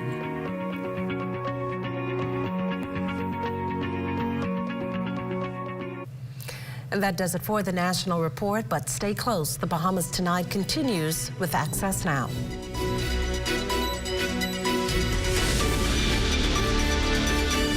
Hi, I'm Kizzy Hanna, and I am the CEO of Nail Envy Salon Studio and Nail Envy Academy. My business offers education for beginner level, intermediate, and advanced level nail classes for those persons who would like to become nail technicians and continue that education for those persons that are in the professional atmosphere already. So our curriculum has already been vetted and approved by the National Accreditation and Equivalency Council of the Bahamas. What distinguishes Nail Envy Academy from the competitors, we are really focused on relaying our information in a proper and conducive environment, making sure that our students are getting that one-on-one attention that is needed to be able to send them out into the field and be able to be successful in their occupation. I am so passionate about what I do because I want young women to know that not everyone has to have tertiary education. You can throw your whole self at something and bring a difference to your industry.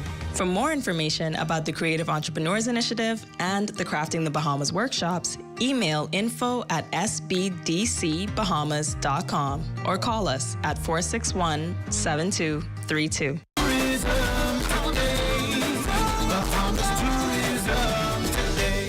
Speaking at the 2025 Tourism Updates press conference, Director of Operations and Product Development at the Tourism Development Corporation, Dwight Gibson, highlighted the organization's success in 2024 and outlined its plan for 2025. Our mandate remains clear: to enhance, diversify, and elevate the Bahamas' tourism product while empowering our entrepreneurs and strengthening the economic viability of our nation. Our venture pitch competitions expanded across Exuma, Nassau, Grand Bahama, Abaco, and Bimini, awarding over $120,000 in grants and provided targeted business support to entrepreneurs to grow, strengthen, and scale their tourism-related businesses. Our Home Sweet Home initiative, launched with a $1.2 million investment to increase room inventory and create entrepreneurial opportunities.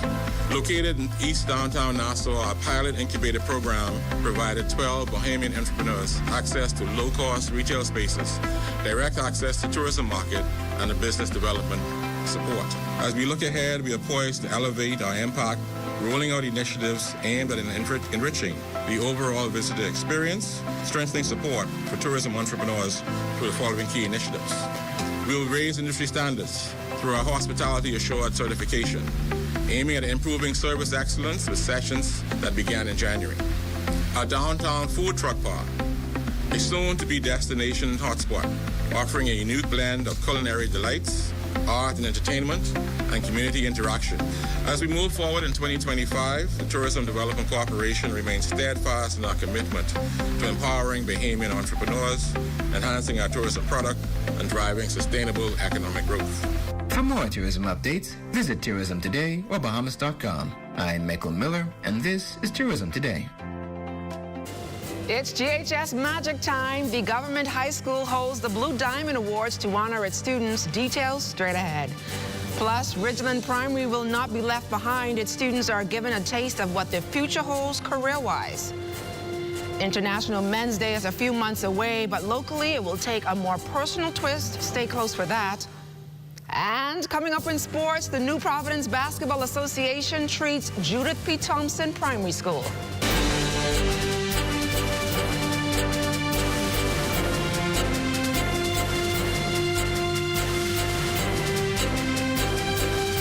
The Bahamas Tonight Access Now starts now. Good evening, everyone. I'm LaDawn Davis, and you're watching the Bahamas Tonight Access Now. This programming note, the rundown is live from Eleuthera tonight, so stay close for that. Let's dive right into the news, shall we? With 100 years of academic excellence, the government high school celebrated the hard work and dedication of its students at its Blue Diamond Awards ceremony. From perfect attendance, and conduct to Honor Society Awards, the ceremony recognized outstanding achievements. When we look at what's happening in society, we're trying to teach our children to be better than the last generation. We don't need them to do average. We need them to do awesome. We need them to be better. I'm looking forward to having future politicians, doctors, lawyers, plumbers, electricians, the works. And I am proud to say, with full belief, that my students have the potential to shine. Among the shining diamonds was Madison Hepburn, ranking the highest in the 12th grade with a GPA higher than 3.5. She received the Principal's List Award, Honor Roll Award, and various subject awards. She said this moment is one she will never forget. Honestly, amazing. Like, I can't find a better, exhilarating. You find it's really a representation of all the hard work and discipline that we've put in throughout the years of high school. It's a very amazing experience being able to walk through these hallowed halls as well and wear these blazers with pride for our achievements.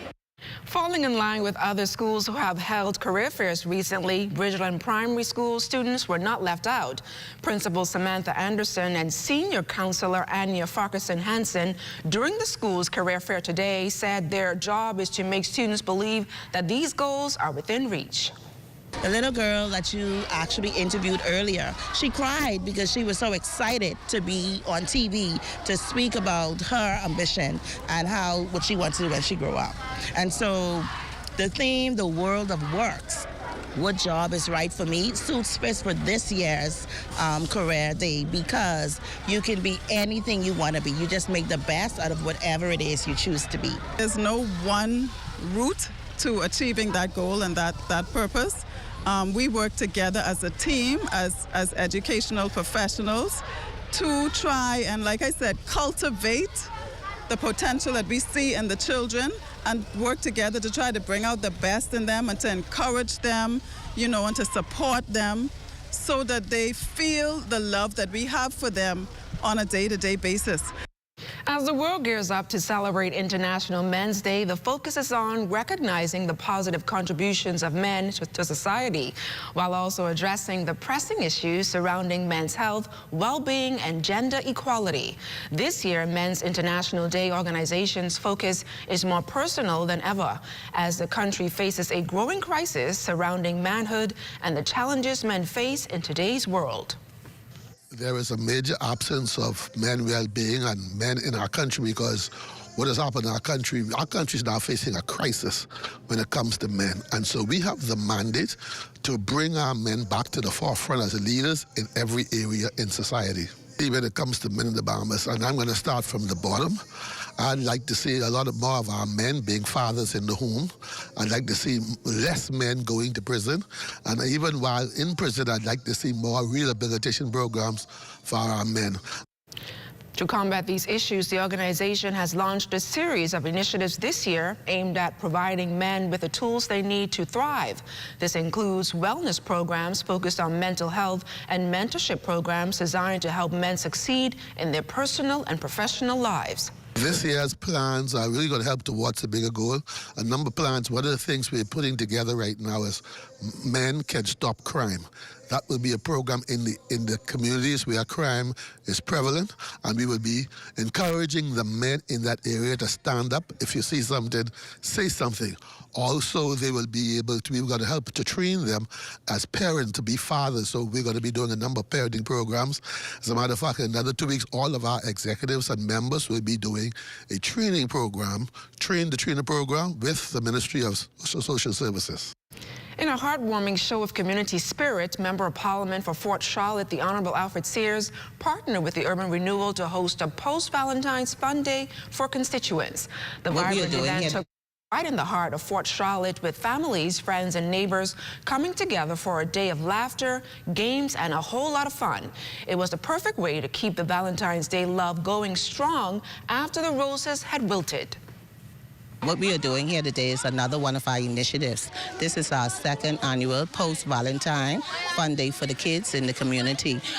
We feel that it's fitting during the month of love, which is February, to entertain our darlings, our young darlings. You know, they are out there, and we want to know that the police is here for them, the police love them, and we're going to do whatever it is that we can do to help them succeed in life. We caught up with the Member of Parliament who shared just how important these gatherings are for the community, and he was thrilled to share exciting initiatives happening in the area in the near future. The thing about urban renewal is that we have the government assets involved. You have the police force, you have social services, you have the Ministry of Health, Environmental Health. So you have the various common goods of the society working to the benefit of community renewal.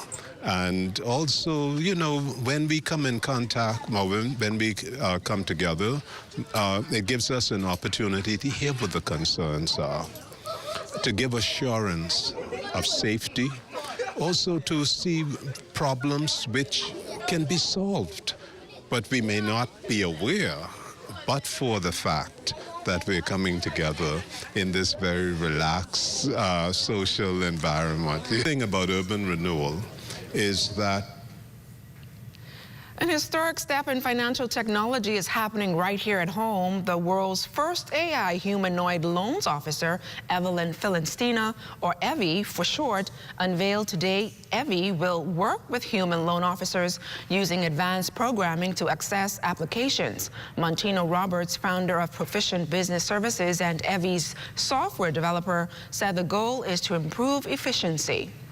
A real seamless collaboration. Think about it. Precision of AI, its accuracy, its speed, repetitive queries all of the time answering, business logic that can be computed within seconds, leaving our beautiful loan officers to deal with more complex decisions that a humanoid robot would not be able to understand. The AI officer is designed to interview clients, scan application documents, and summarize the findings all in real time before the information goes to the loan associate. Yet, despite the advancements, some remain skeptical about AI playing such a critical role in banking. However, founder and CEO of Simplified Group of Companies, Robert Pantry, says Evie is not here to replace humans, but to work alongside us. EV is a symbol of how technology, when harnessed correctly, can be used to uplift and empower and transform individuals, companies, and industries. We are building a future where technology works alongside humans, not against them. A future where AI-driven automation make life easier for simplified living. Have a nice day. And simplified. It's Wednesday, you know what that means. It's time for Leno Wealthwise financial advice, so keep it locked. Whether you're crossing borders or navigating busy airports, with BTC's reliable data roaming, you're always in touch.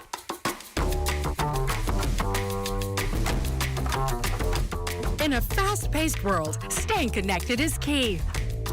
Don't miss important moments. Stay connected effortlessly with BTC, wherever your journey takes you.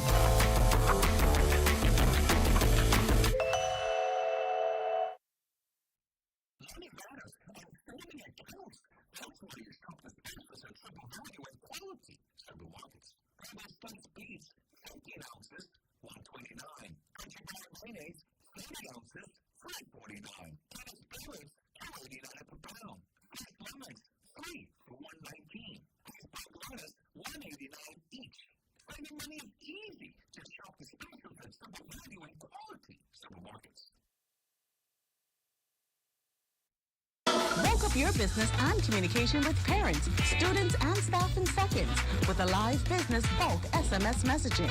This is the perfect tool to keep you connected and easily send important updates, event reminders, and emergency alerts.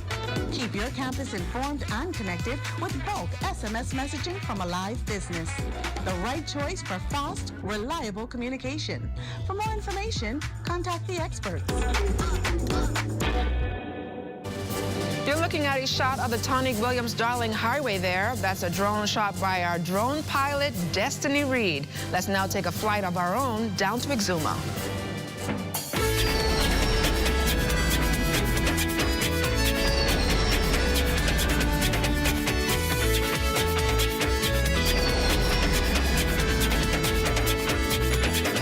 Exuma, you did it. The Junior Sailing Championship trophies have made their way down to Exuma. Stopping Long Island sailors in their tracks on Monday, young Exuma sailors were welcomed home with the title of the Sir Durwood Knowles Junior National Championship, which was held on Montague Bay here in the capital. Congrats to the new champs. And while investing can be a powerful way to build wealth, but should you focus on long-term growth or quick gains? Those at Leno say the best approach is one that stands the test of time. Diane Dorset has more.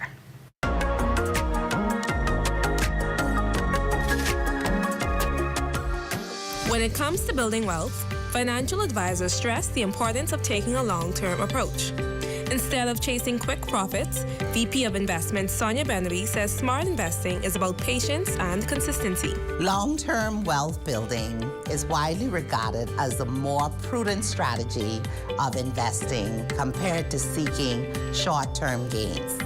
It focuses on financial resilience, the power of compounding, and reducing the risks associated with short-term market fluctuations. This approach is better suited to achieving key financial goals such as retirement, legacy planning, and financial security. So what are the best strategies for long-term wealth growth? They say it all comes down to smart decision-making and consistency. Some of the most effective strategies for growing wealth over time is invest consistently. Dedicate a specific amount of your income to savings and investments. Diversify your portfolio. Do not invest all your money into one stock, bond, or venture. A mutual fund is a low-cost way to diversify. Reinvest interest and dividends earned on current investments and watch the glorious effect of compounding. Use low-cost investment vehicles such as mutual funds and/or exchange-traded funds. Leno offers several mutual and exchange-traded fund options for you to consider. Taking a long-term approach can help investors ride out market fluctuations while steadily increasing their wealth. Next week, we'll explore how even those with limited resources can start investing. For the Bahamas Tonight, I'm Diane Dorset. Good job there as always from Leno. Stay tuned though, sports is up next.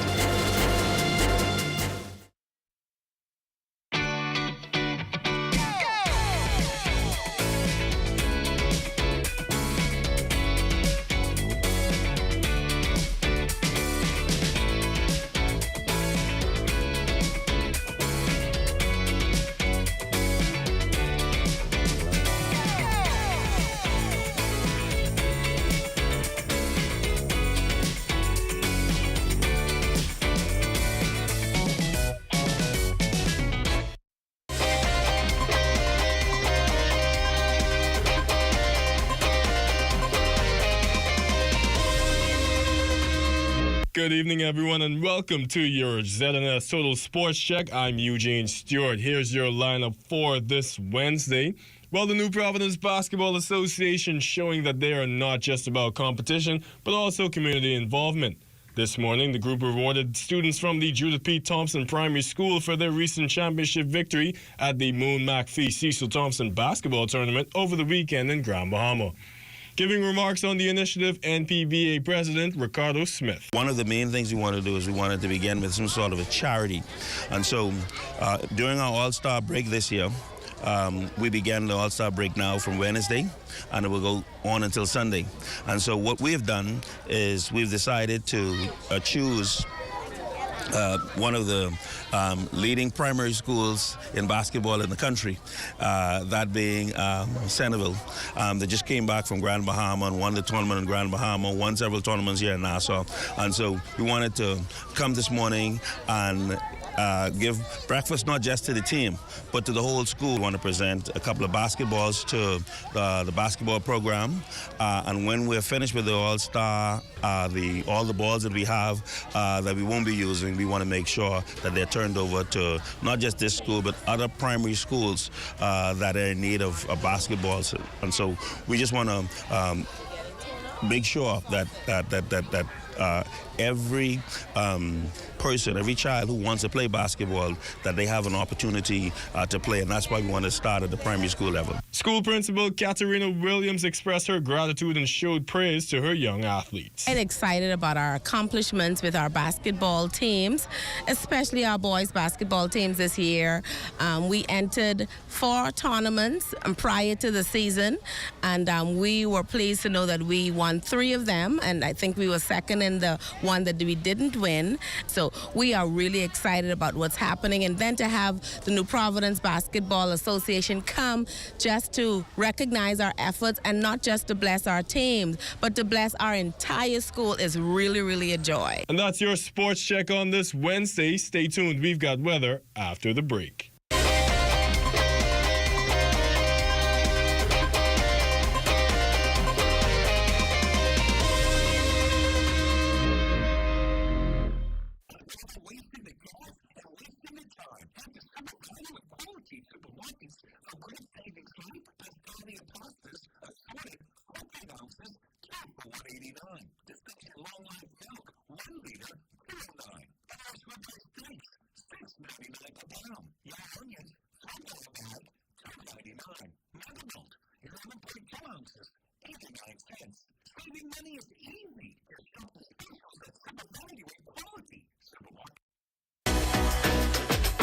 Welcome to What's Trending. Join me, Jiminita Swain. And me, The Bahama Beauty, Monday through Thursday at 6 p.m. Only on the ZNS Network.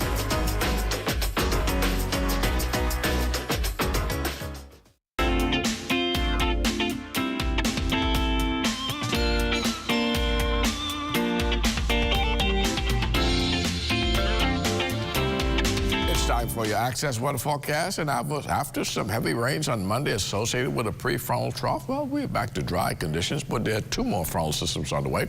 The first cold front that will get in here Friday morning, that will be followed by a second front on Sunday morning, and that will extend the cool season that we're currently experiencing. And your boating forecast tonight, well, it's brought to you by Live Business, where we bulk up your business. In the northwest and central islands tonight, east to southeast winds 10 to 15 knots. The wave height should be just around 2 to 4 feet, with the low tide taking place at 44 minutes past midnight. In the southeast, Bahamas tonight, easterly winds 10 to 15 knots. The wave height 2 to 4 feet. Tomorrow, which is Thursday, for all areas, the winds become southeast to south at 10 to 15 knots. Wave heights unchanged at 2 to 4 feet. The high tide tomorrow will occur at 7:01 in the morning, with the low tide at 1:29 in the afternoon. And then on Friday in the northwestern islands, we will have northwesterly winds behind that first cold front. Speed still at 10 to 15 knots. The wave height 2 to 4 feet. High tide will take place at 7:46 in the morning, with a low tide at 2:06 in the afternoon. And for the central and southeastern islands on Friday, northerly winds 10 to 15 knots. The wave height 2 to 4 feet. That's going to do it for your boating forecast. It's time now for your international temperatures, and they're brought to you by Royal Star Assurance. You all right?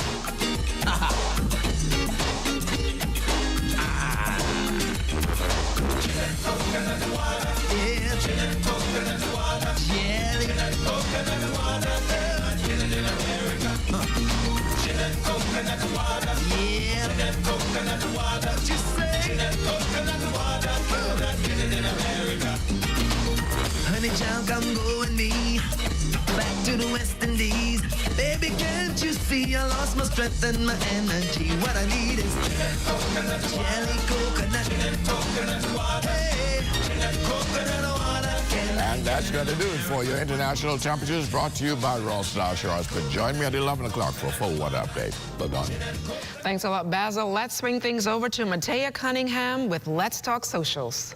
Good evening, folks. Today we're diving into one of the most talked about topics right now, light-skinned discrimination. Here's how it works. As you may know, black people come in many shades, ranging from dark skin to Kunky Joe altogether. But lighter-skinned black people are fed up, taking to social media to express their frustration about being mistaken for white-passing individuals. Simply put, they're tired of constantly having to defend how black they are to those who assume otherwise. Take a look at this person's perspective. Okay, so I keep seeing videos of y'all telling people that they're white passing when they're just light-skinned. So let me just help y'all figure this out. Because just so you know, just because somebody is racially ambiguous does not make them white passing. In fact, if they are racially ambiguous, then they're definitely not white passing. White passing applies to people who could live their lives never telling anybody that they have family of color and no one would be the wiser. Mariah Carey, racially ambiguous, not white passing, just light skin. No one would look at this lady and say this is a white woman. Rashida Jones, white passing. If we didn't know who her dad was, we wouldn't know that she is a black woman. Steph Curry, light skinned. Carol Channing, white passing. Can you see the difference? And then me, light skinned, but still clearly a Negro. Get it? It is simple. Can you imagine being one thing but constantly mistaken for another? It's kind of like when non-Caribbean people hear a Bahamian accent and they immediately assume we're speaking patois. Pretty frustrating, right? What are your thoughts? If you're a lighter-skinned Bahamian, have you ever been mistaken for a white person? How did it feel, and do you relate to this girl's sentiments? Let us know in the comments. I'm Matea, and this has been Let's Talk Socials. Thanks a lot, Matea, and that's a wrap for us tonight. Stay tuned, though, for the rundown with Clint Watson, live from the Eleuthera Chamber of Commerce Town Hall meeting in Rock Sound, Eleuthera. Good night, everybody.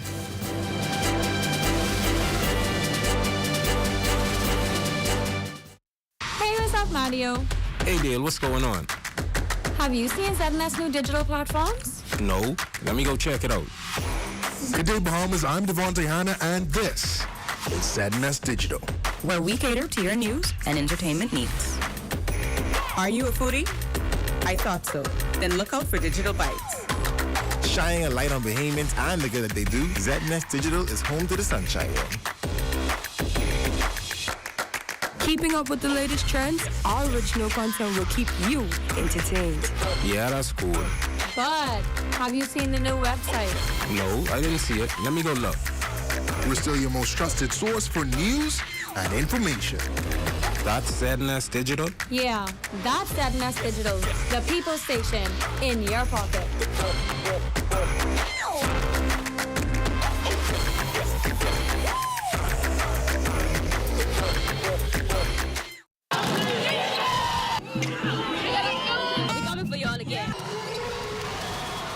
Are you ready for the hottest sports show on the market? It's called The Timeout, Sundays on the ZNS Television Network. In our first show, 4 decades of sports in the country.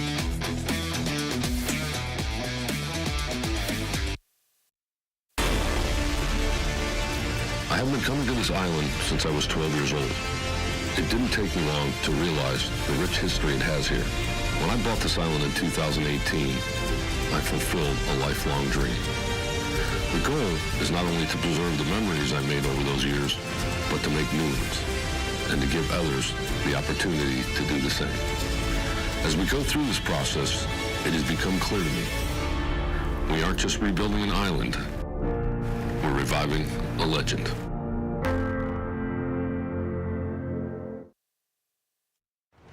This is the Caribbean, a region known for its stunning beauty and vibrant culture, but also for being among the most vulnerable to the impacts of a changing climate. 2024 is predicted to be a year of climate extremes, a hyperactive Atlantic hurricane season, and early onset of an intense heat season. When you combine humidity and heat, that is where our bodies get stressed very easily. That is not just human bodies, that is also most living beings, whether it's crops that farmers grow, livestock, whether that is the environment. Heat is becoming dangerous. The impacts of climate change and climate variability on the Caribbean are becoming increasingly severe. Basically, the entire Caribbean will be in its wet season until early August. And during that time, whereas in the Eastern Caribbean, you get more a progressive increase in the shower activity. In a regular year, this year it might be faster, it might be more intense, it might be more explosive showers. What we're seeing is 23 to 29 storms over the year as a whole.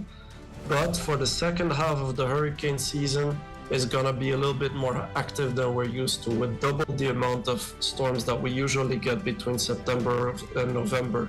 By staying up to date about climate information specific to your country, we can prepare and protect our communities, our livelihoods, and the environment. At Harold One, I'm Ted Jervis, and this is ZNS.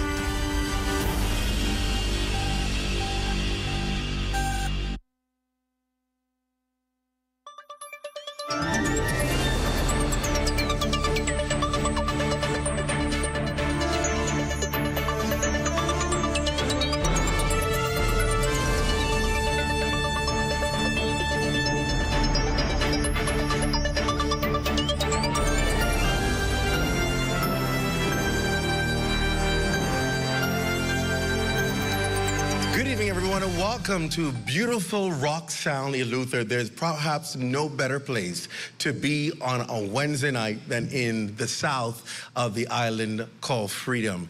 We're excited to have this special night here of the Rundown in Rock Sound for a special town hall meeting hosted by the Small Business Development Center of the Bahamas, SBDC, as they continue to, I call it, spread the wealth. And it's more than just giving money, but it's indeed causing more Bahamians to be able to be owners of their own wealth throughout the length and breadth of the Bahamas. Oftentimes we say it's a New Providence thing. It only happens to businesses in the capital. But SBDC is proving that is indeed not the case. They're throughout the islands of the Bahamas, ensuring that those with great business ideas can get the funding that they need, that's necessary to take their businesses to the next level. The Bahamas is embracing what we believe will be perhaps one of the most robust recovery and economic booms that this country has ever seen in decades. And in order to embrace that, a mandate of the SBDC is to ensure that critical funding is made available to businesses throughout the country so that they can take their crafts and their skills to the next level. In other words, we don't want you just to work for somebody. We want people to work for you. And in order to do that, it's giving you what you've said for many years. I need capital, I need money, I need institutions that will lend me what I need to take this creative idea from the brain to actually existence. And SBDC has been doing that, and many people are shocked by it because they said, oh, they're just gonna talk about it. And then they did it. Oh, they're just gonna give us select people, and then you got it. Oh, they're just going to stop soon after about a year or two, and they're here tonight continuing. So they've proven that they're gonna do exactly what their mandate is, empowering Bahamians and of course, creating great businesses throughout the length and breadth of the islands. It's gonna happen here in Eleuthera. It's already happening in Eleuthera. But we want more people to be a part of the growth that our country is experiencing. And so tonight's town hall meeting will do just that. Talk about the opportunities that are available, the latest programs that are hot of the press. And I say that because why? Every year SBDC is coming up with new programs to cater to new sectors of the business community to ensure no one is left without an opportunity. And so the new programs that have come out provides opportunities for those who have disabilities, that's right, to still get funding and to be able to go into business even with disabilities. And then there's also a program for recreation and an industry that's blowing up in this country and that has the potential of being a multi-billion-dollar industry. We're talking about what? Fly fishing. Yeah, believe it or not. I know that's maybe a little foreign to folks in the capital because we don't understand the fishing industry and certainly not utilizing the full effects of it. But on the islands, they know fly fishing. How many of you here wear fly fishing? See, that's what I'm talking about. They know fly fishing. and they understand the importance of this industry and the amount of money is being made in it, and of course, why so many people travel from around the world just to participate in it. And so there's a new program designed for the scores of persons in the industry who deal with fishing and can get critical funding. So it's going to be an exciting night tonight as we talk to persons who are involved in these various industries and these various sectors and these new programs. And then, of course, we talk to the woman that heads it all up and find out what the rationale is behind it and how you can actually access it. And then, of course, we're going to talk to Father Santa Claus of the South. And that, of course, is the minister and the MP for Central and South Eleuthera, the Honorable Clay Sweeting. You don't know what I'm talking about. I meant you. Because he's a gift that keeps on giving. And so he has a lot of things, I heard, in store for the people of Eleuthera this year. So I've heard about the challenges with electricity. I understand this is going to be a great year for you guys. And he didn't just say it. I actually spoke to BPL today myself. I wanted to make sure we were reporting facts. And so I questioned them intensely, and I can report to you tonight that your nightmare is going to be over. And there's some real progress that's going to be made. And I believe they're going to come through with it. I'll tell you more about it during the show tonight. Just how they're going to bring you the resolution and the relief that you've been asking for so long. And then, of course, I understand things are going to change with the water. And so I believe this is going to be a great year for the people of Eleuthera. And along with getting the utilities that you should have been getting a long time ago, that you deserved years ago, you're going to get that. But along with that, opportunities to be able to grow your businesses, opportunities to be able to make your families live a little more comfortably right here in this beautiful island. And so we're going to talk about some of those things that are going to happen for Eleuthera this year to bring relief after years of suffering. So it'll be an exciting show. And of course, we're going to get started right after this break. Stay close. The Rundown coming to you live from Rock Sound, the Bahamas, well, actually, the Eleuthera Chamber of Commerce facility here. It's going to be a great show. Right after the break, we'll talk to the minister, allow him to bring some remarks, and then we get into our discussion. Stay close. The Rundown here on the ZNS Network. We're back right after this.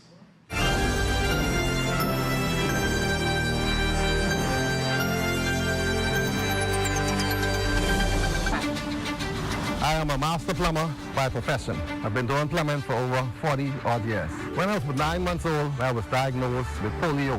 To me, living with polio, I took it the way it is. I never allowed my polio to get in my way of anything. In fact, I love when people doubt me, and I just prove them wrong.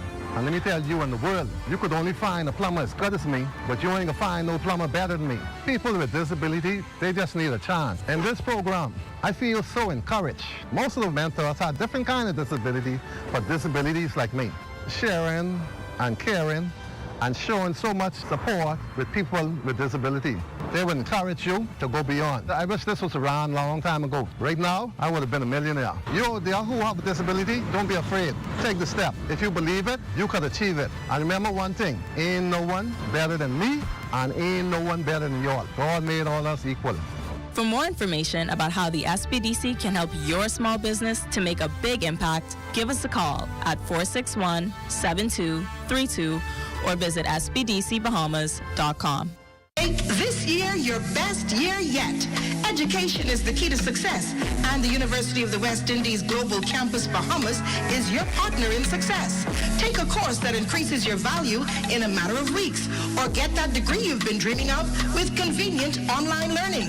Visit us at global.uwi.edu/Bahamas, call 323-6593, or WhatsApp 456-6687 today. Blessings gonna find me.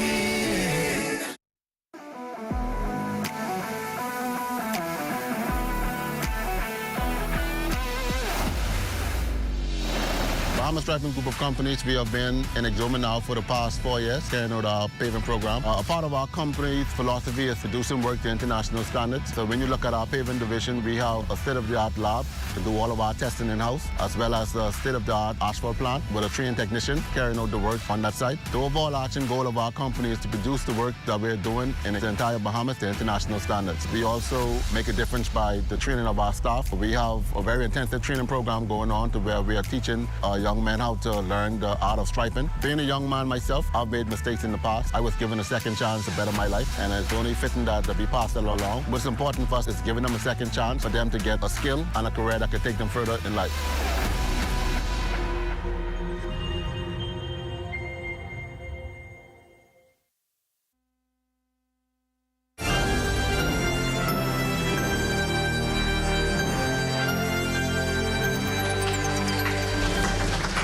Welcome back. It's great to have all of you with us. We are coming to you live from the Chamber of Commerce facility in Rock Sound, Eleuthera.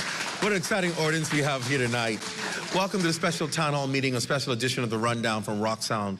And we're talking about the developments, new programs that the SPDC is putting on for the people of Eleuthera to access and take full advantage of. And it's going to be an exciting night to discuss. All of you who are joining us in the Lions Den, we welcome you. Those of you who are joining us on YouTube, welcome from around the world, Turks and Caicos and those countries who are watching tonight. And of course, those of you who are watching your various cable platforms, Flow TV. Good to have all of you. And as you can participate as well tonight, as we go throughout the night, if you have questions, you have concerns, feel free to go to our Facebook feed and place your questions there. Facebook feed. Place your questions there so that we can pick up your questions and ask them if you have them tonight. And especially those of you who are from Eleuthera, ask your questions. All right, get all the answers you need to tonight. I want to bring on the minister responsible for Family Island Affairs. He's a Minister of Agriculture, Marine Resources. Sorry, I'm thinking your old portfolio. He's the Minister of Works. And we actually put that in the CG, so we can't use that CG tonight. He's actually the Minister of Works and Family Island Affairs. I always still see him as agriculture, but no offense to Jomo Campbell. He's the Minister of Works, the one who's building all the roads, the one who's making sure the infrastructure is sound, and the one who's responsible if they're not working. And so we're happy to have also the Member of Parliament for Central and South Eleuthera, the Honorable Clay Sweeting, here to just bring remarks and greet you and kind of set the tone for tonight. So let's welcome the Honorable Minister, Member of Parliament. I'm welcoming him to his district. He should be welcoming me. Thank you. Thank you, Clint. Or Mr. Watson. They asked me to bring welcome remarks, so I don't intend to be long because we have panelists this evening and we're trying to keep it tight. But before I begin, I would like to recognize the panelists. I would also like to recognize Samantha Roll, the Executive Director of the Small Business Development Center. We did a lot of great stuff when I was the Minister of Agriculture. Also recognize Thomas Sands, the President of the Eleuthera Chamber of Commerce. I see Eric Carrier, Administrator Rochelle Anderson, Administrator Bridget Knowles. Also like to recognize the Chief Counselor of South Eleuthera, Ms. Shortner McCartney, and also I'd like to recognize the Chairman of Topham Bay Township. And usually we say council members after the Chief Counselor, but the reason I recognize him, his name is Jaden Johnson. He is 19, and I think he is the youngest chairman in this country. And he's from South Eleuthera, Topham Bay. So, I remember I got in local government when I was 21, I think. So I recognize him. Maybe another 15 years, you could stand where I stand. But 5 years ago, I sat in the Senate as an opposition member. And I remember vividly ranting. I don't rant much, but I was ranting for quite a while on so many things that needed to be addressed for the island of Eleuthera. Fast forward to today, only 3.5 years in this administration, and as the Member of Parliament for Central and South Eleuthera, I'm honored to stand before you and welcome you to an Eleuthera whose potential after decades is finally being realized. And Eleuthera, where our young people can obtain tertiary education right here at home, and certification programs are emerging to provide increased opportunities. And Eleuthera, where employment not only in the north, but we can now say all the way from Harbor Island to Bannerman Town is at an all-time high. And Eleuthera, that is growing exponentially while preserving its natural charm. Welcome to our Eleuthera.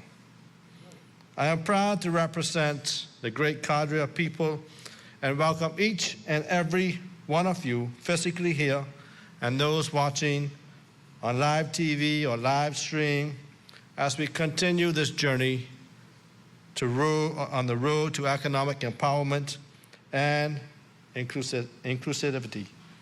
I am enthusiastic about the positive ventures and the opportunities that these sessions will birth, and I look forward to sharing with you throughout the week.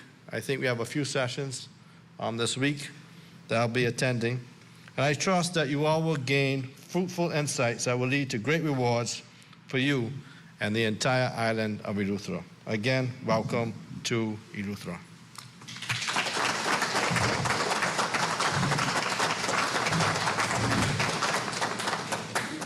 Come on, let's give the minister a hand.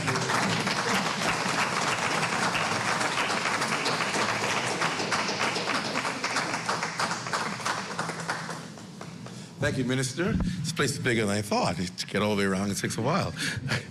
Thank you for those remarks. We have a wonderful panel of discussion that's going to be ahead. We'll be talking to key persons who are going to be involved in talking about what's available to the people of Eleuthera. And so we're going to take another break here. When we come back, we're going to begin with our panel discussion.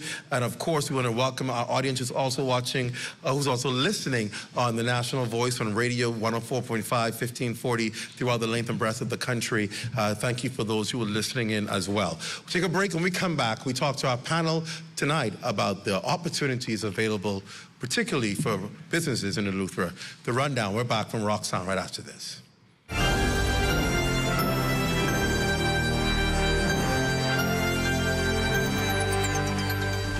Been an electrician for 18 years, and one day I just lost my sight and found that I was in a totally new world. I just found this strength that came from nowhere, and here I am today. Even though I am faced with disabilities, the fire in me, it never went out as related to me being an entrepreneur.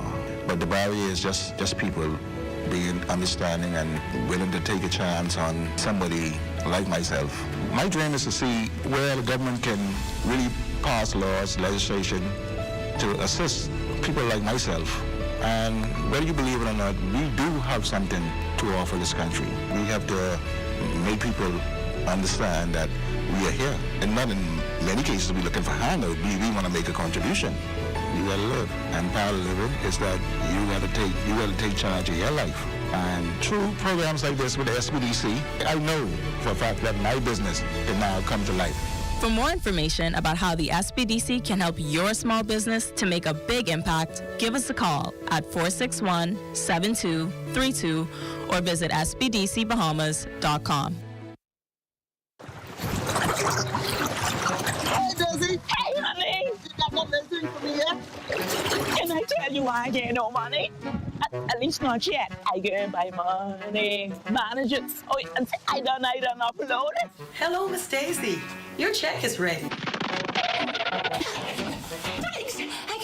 I come for that little thing. You got it? Money managers, responsible lenders for responsible people. Is the Little Caesars Stuffed Crust Pizza. Get more pizza for less money. Only $12. It's a whole new level of pizza with cheese stuffed crust so spectacular that there's nothing left. Pizza.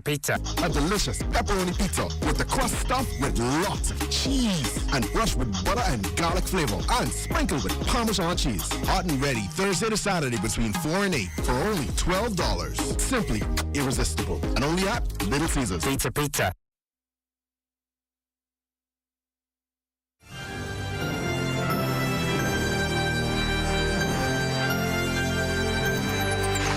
We are back on our town hall meeting here in Rocktown at the Chamber of Commerce, SPDC special town hall meeting, talking about the opportunities available to business owners here on the Eleuthera and how they can access critical funding to take their businesses to the next level. We're about to go into our segment now with our panel. I want to introduce our panelists that will be talking with us tonight.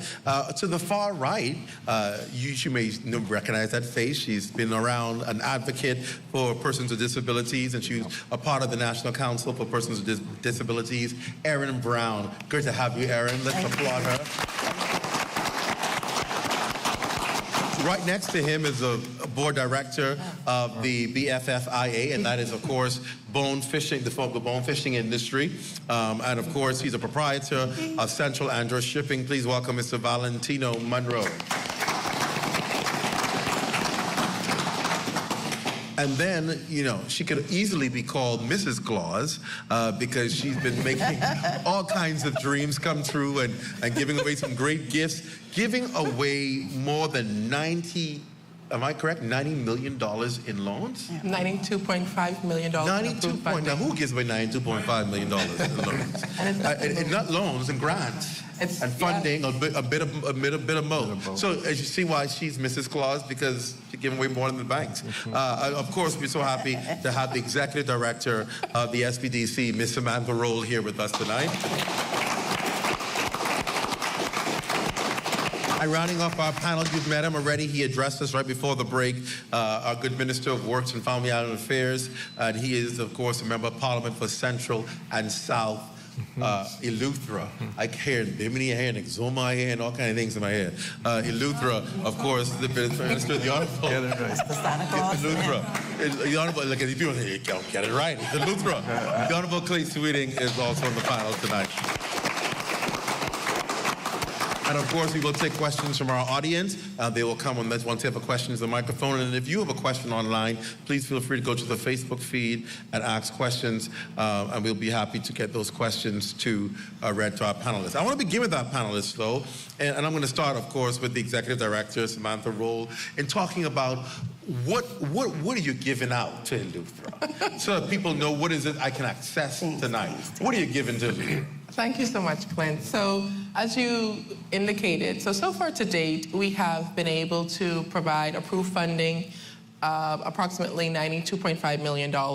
And that approved funding accumulates between, yes, business loans, but also grant and equity funding has been included in that total number across the Bahamas. Wow. So we're here tonight because we want to be able to highlight some of our newest initiatives. So one, we launched last year, December, to be exact, 2024, and that is the Entrepreneurs with Disabilities program. And so, you know, we have made it our mission to target vulnerable groups, specific groups, as well as industries. But one is the persons with disabilities, simply because we know that there are existing entrepreneurs with disabilities, differently abled persons doing business and doing business successfully. We know that there are a number of entrepreneurs with disabilities who would want to get started in other businesses. And so why not provide the support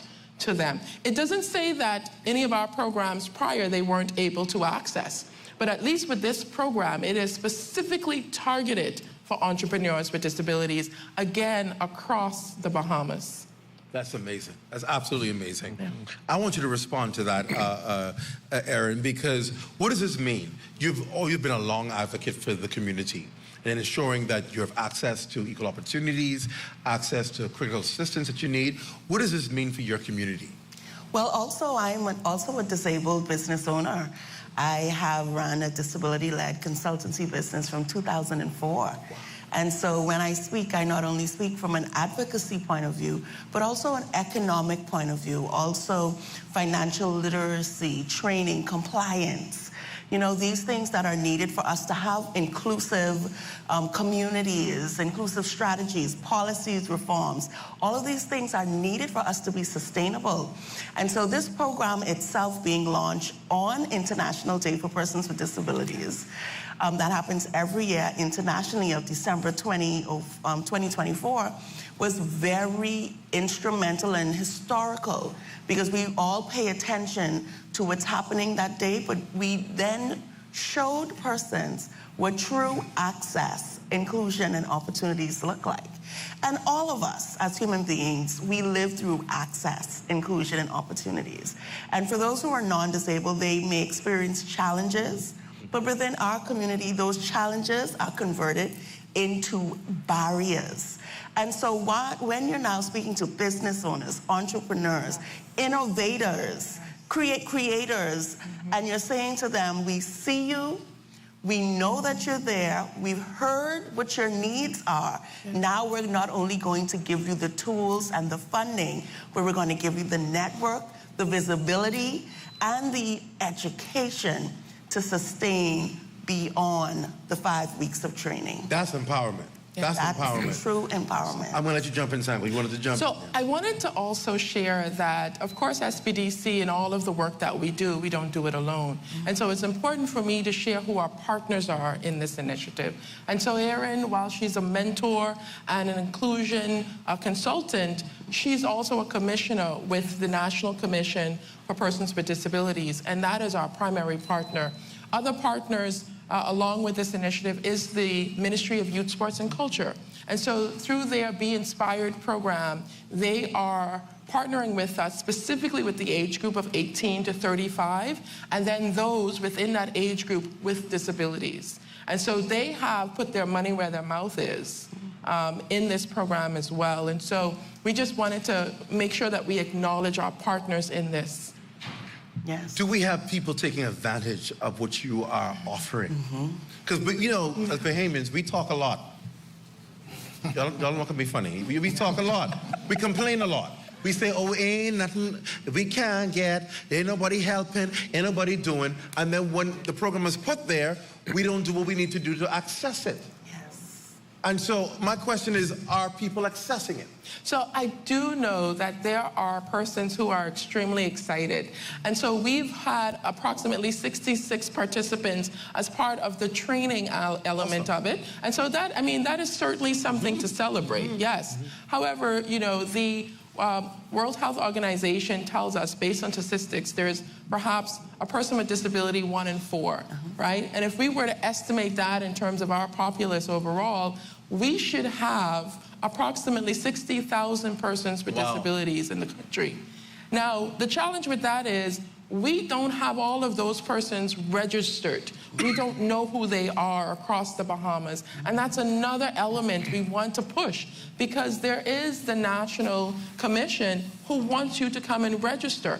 It allows them to provide the support, the guidance, the advocacy that you need across the Bahamas. Yes. And so, yes, there are persons who are very much interested, but I know that there are so many more who can participate and who need to participate as part of this program. Yes. It's really about moving from dependency to self-sufficiency. Sure enough. And this program is supposed to assist with that.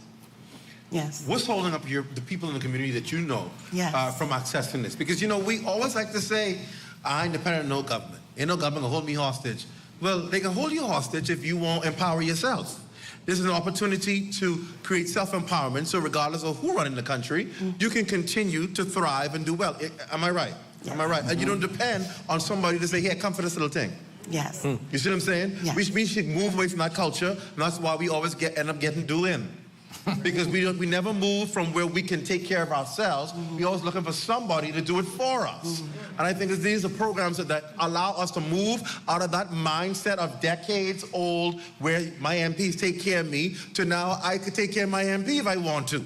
And we don't need to depend on people to give us stuff, but we can do it on our own. That's what these programs are designed to do. Yeah. Yes. And so what we're dabbling into right now is social inclusion. Yeah. What does that mean?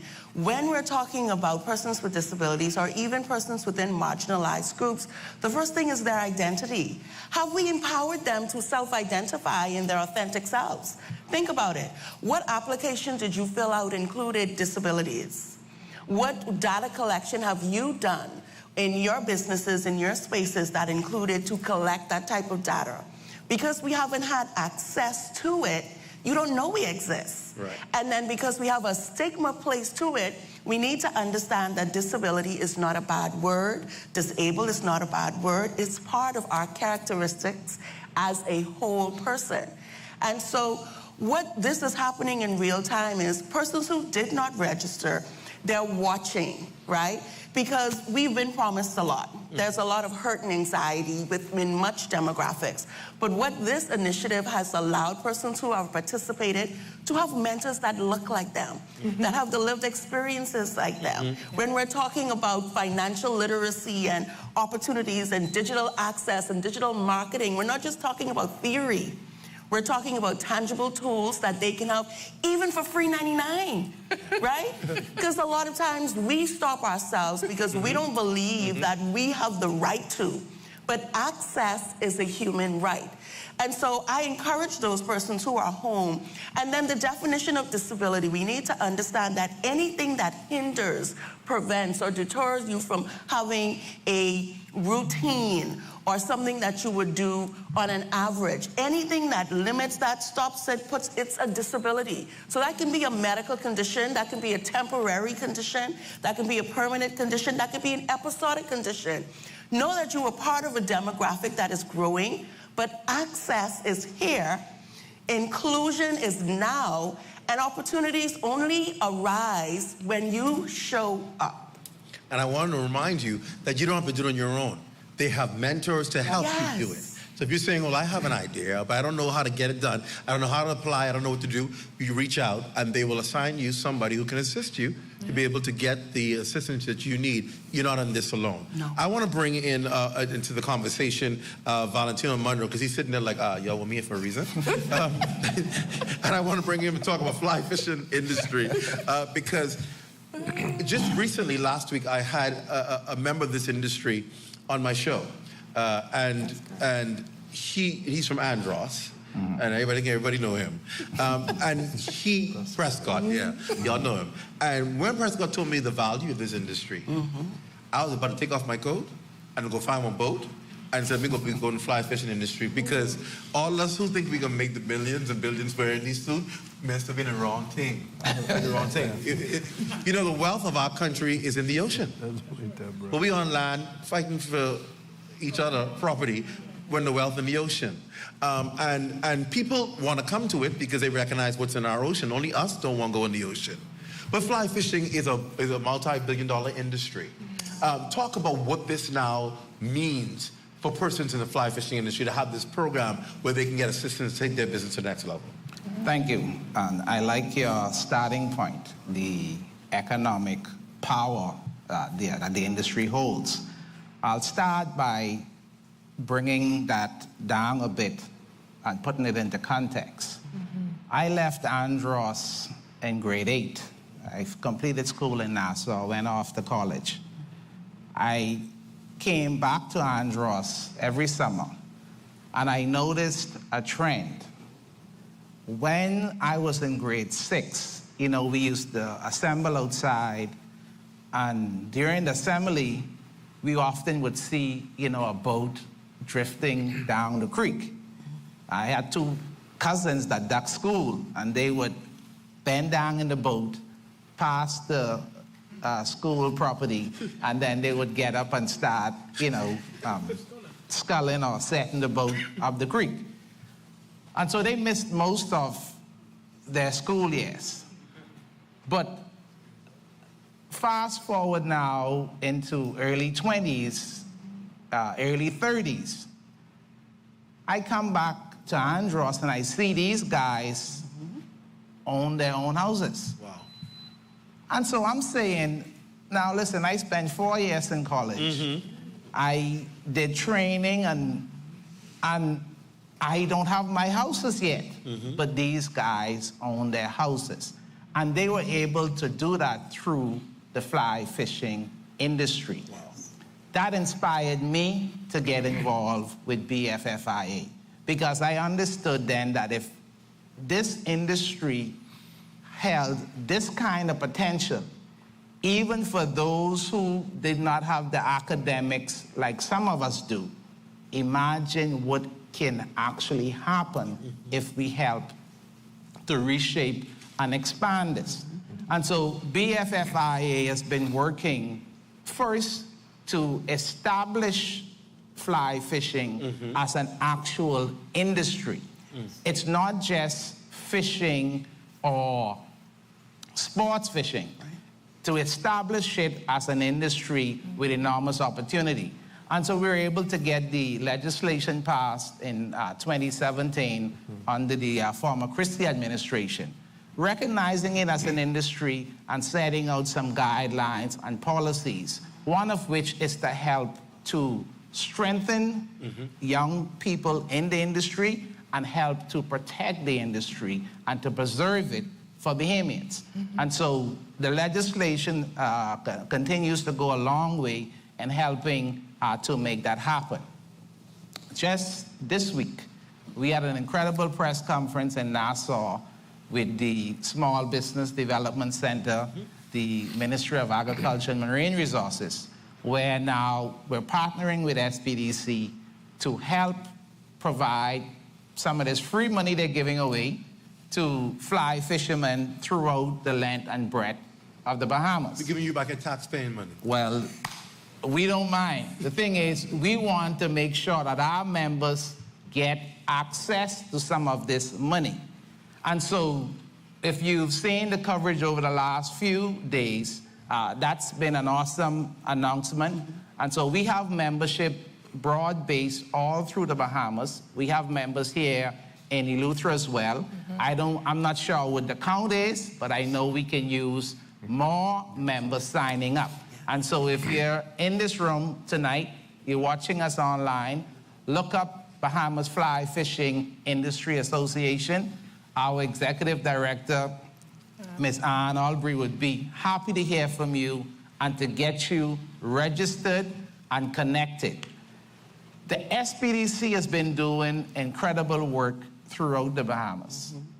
And so this free money is only part of what's happening for fly fishing. We're also working with SPDC so that they can put together some of the incredible programs that they've been rolling out throughout this country to help to train young people and give young people access to funding so that they can embrace their opportunities and help to make their dreams come true. And so we know the grants, they're often limited because you can't give them all free. We need our fly fishermen to have access to funding. You can buy your fly fishing boat, you can buy your truck or your Jeep to pull your boat, transport your guests, and you can buy your equipment, apparel, so that when you step out, you actually look like the professional that we're saying that you are. And so it's an incredible opportunity, Clint. That's so amazing. I want Sam to comment on that because sometimes going to a bank and saying, hey, I have my business. And they say, what's your business? I'm involved in the fishing industry, fly fishing. I take people out and whatever. And they said, okay, well, what do you have to show that you have a company? Show me something. You're like, well, I'm a fisherman. And then they say, well, unless you could show on paper this company, we can't help you. And that's what the challenge is for a lot of Bahamians. We have successful companies, but on paper, it doesn't exist. And so I believe SPDC, so speaking for them now, I know, will help you with that model to put on paper what you need, that business model, that plan that say, hey, this is my company. So you're good in the water, but you ain't good on paper and business. And that's why SPDC is there to help you to be able to formulate this company, to be able to say, this is what I do and this is who I am, so that you can access critical funding. And then the banks can come look at you after you've been successful. They can come and say, well, come, we want to lend you some money because they recognize that you're established. You're absolutely correct. And so we have encountered quite a number of brilliant entrepreneurs who've been in business for quite some time, and they're great at their craft, their skill, and what they do in particular industries. And then you're absolutely correct. On the other side, when you want to be able to access capital, whether it's through traditional means or it's through an investor, at the end of the day, someone's going to ask you, if you're trying to get money, show me, show me your results, show me what you've done, show me what you plan to do. And so we do provide that support. We call that our business advisory support. And so you know, we have a pool of professional business plan writers. And so we've been working with BICA accountants. And so we're able to pull that business plan together. We're able to liaise with you to understand, you know, what's been your expenditure over the years and formulating those financials, historicals as well as projections. And so yes, SBDC is there to help in those type of efforts as well. The beauty part about this is though, we need to find ways to where we are being creative in the funding modalities that we present, right? Because a fisherman, I mean, there's seasons, right? They're on, they're off, but when they are on, right? So we need to be able to track it and use it towards financial institutions who can say, I understand your industry, I understand your business, and so we can then structure those financial models to support them. SBDC, through the Fly Fishing Initiative, in partnership with the Bahamas Fly Fishing Industry Association, what we're doing is we're saying, hey, we're going to provide some grant funding support. We can't completely fund your business, but what we can do is say at least up to $40,000, we can provide that grant funding support to help with, maybe there's an engine that needs to be repaired, right? Maybe there are some of those supplies that you need to have. Maybe you need to outfit your fly fishing lodge. And so these are some of the things we're helping to do. And however, through these initiatives, there's our flagship program, which is the Guaranteed Loan Program. And yes, that's if you need to access more funding, $100,000, $200,000 to expand. And we do have entrepreneurs that can use those funding and will have access to it based on our services that we provide. That's absolutely amazing. Yeah. I think y'all all applaud that. That's absolutely amazing and critical and necessary. Father Christmas, you must be really excited about this.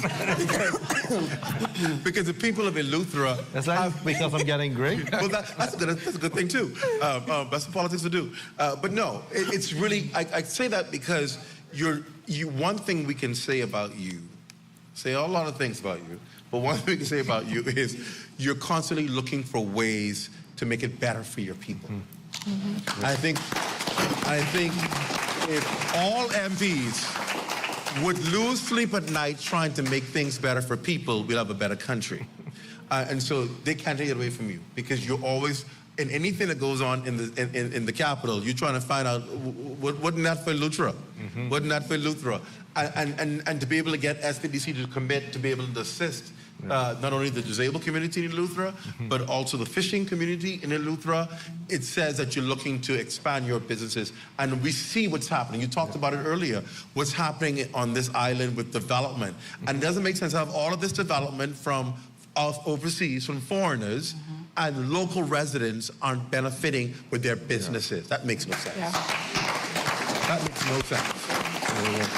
So talk about your focus really on this community to turn Eleuthera around. Because I remember many years people in Eleuthera said, boy, we had it bad for years, man. It's been bad. But that can't be the cry no more because things turning around. Talk about your vision and your plan, including all of these avenues in it. All right. So thank you, Clint. And I want to thank the panelists, Aaron, Valentino, Samantha. All of these are close to my heart when we look at disabled. I won't go into details why, but the disabled community and opportunities for all.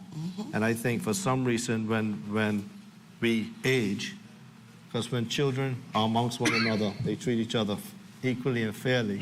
And then when we age, we try to separate ourselves for some reason. So I really, really want to commend SBDC and your consultancy group for this initiative. And I would like to publicly give you my support in any way that I can do for that. Thank you. Thank you.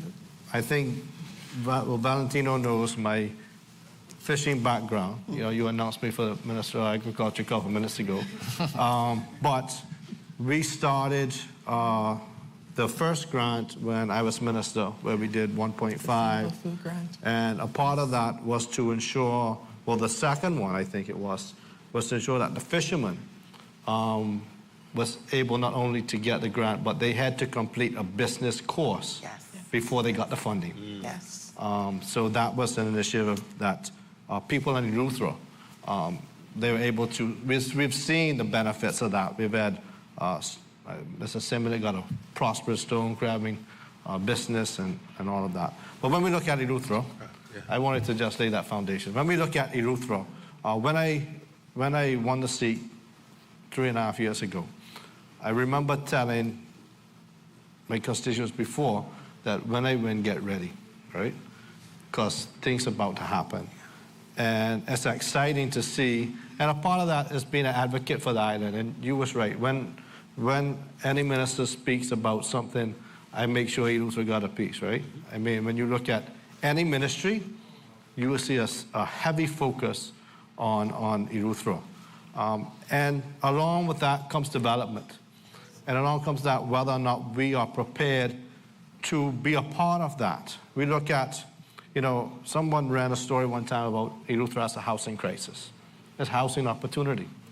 I mean, one of that is grant funding, or not grant funding, but funding. SPDC is here. But you have other banks that would facilitate funding when it comes to loan, comes to rentals, whether long-term or short-term. So we have a housing opportunity here in Eleuthera. You look at the infrastructure, we're, I think, investing over $100 million in roads. You can see the road works that's already started and throughout the communities. And in order for constituents to be successful, infrastructure has to be there. You mentioned electricity and water. The government is working extremely hard to solve that problem. And a lot of that now, you'll see time slots where we're cutting off electricity. And that is to fix issues with T&D, with transmission distribution. That's been like that for decades. So it's planned outages, not like what it was for the past decades where it was because of different issues.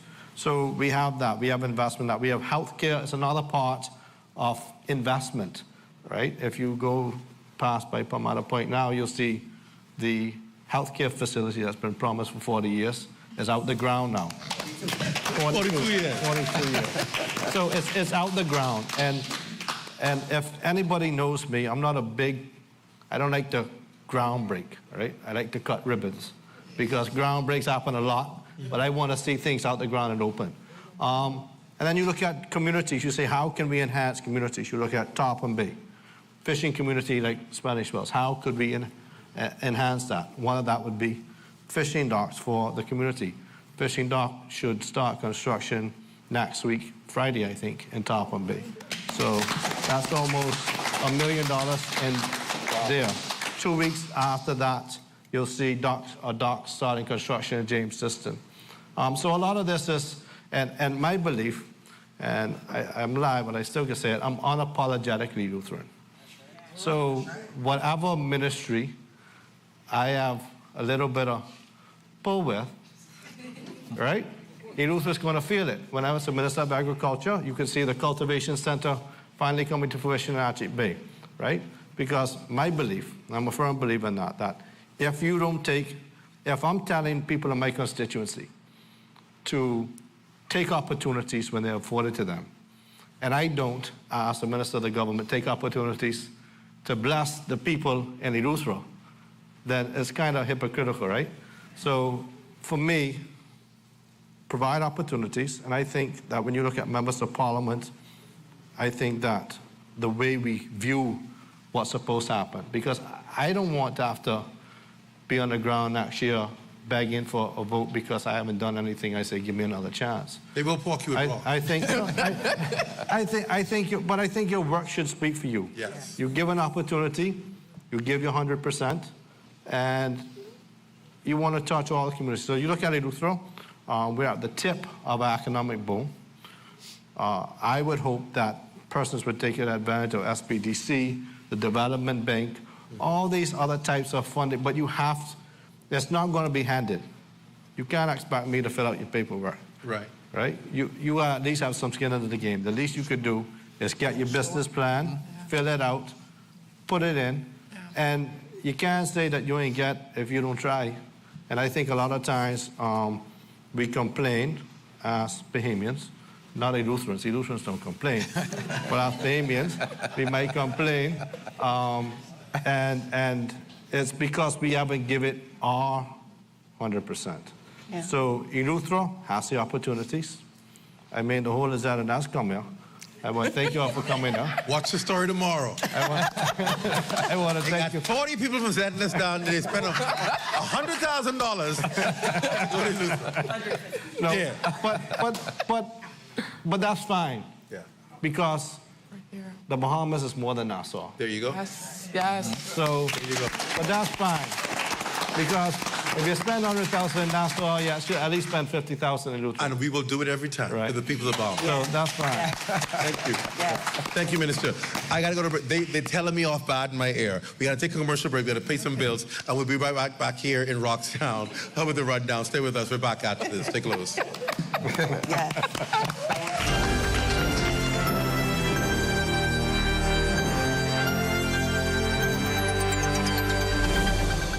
The internet isn't just for surfing. There's a sea of shoppers buying online, and you can connect with them on Tingsy. Tingsy is the SBDC's online storefront built for Bahamians. Take your business to the next level by selling to customers online, both at home and around the world. People want Bahamian things, and if you got things to sell, sell on Tingsy. Find out how you can connect with a sea of buyers by visiting tingsybahamas.com. Here at Immigration Care Service, you can trust us, especially if you have experienced issues or problems with the U.S. immigration at the borders. We'll do our best to provide options and solutions to immigration roadblocks, so travelers can continue visiting the U.S. and residents can continue living their lives in the U.S. without worries. The best part? Our services are affordable and accessible. Take the mystery, confusion, and fear out of your immigration concerns. Contact Immigration Care Service today.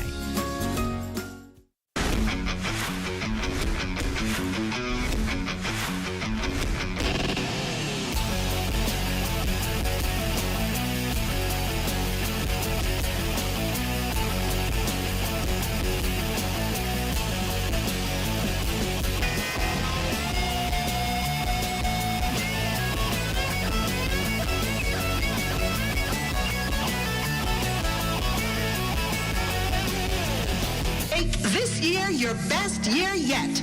Education is the key to success, and the University of the West Indies Global Campus Bahamas is your partner in success.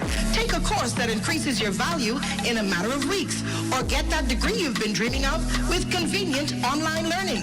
Visit us at global.uwi.edu/Bahamas, call 323-6593, or WhatsApp 456-6687 today. Blessings gonna find me.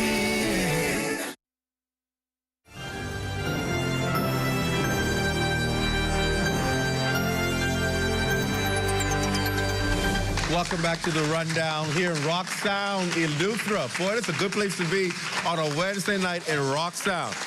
The air even feels fresher in Eleuthera. Listen, and I must put a plug in before we get back to the show.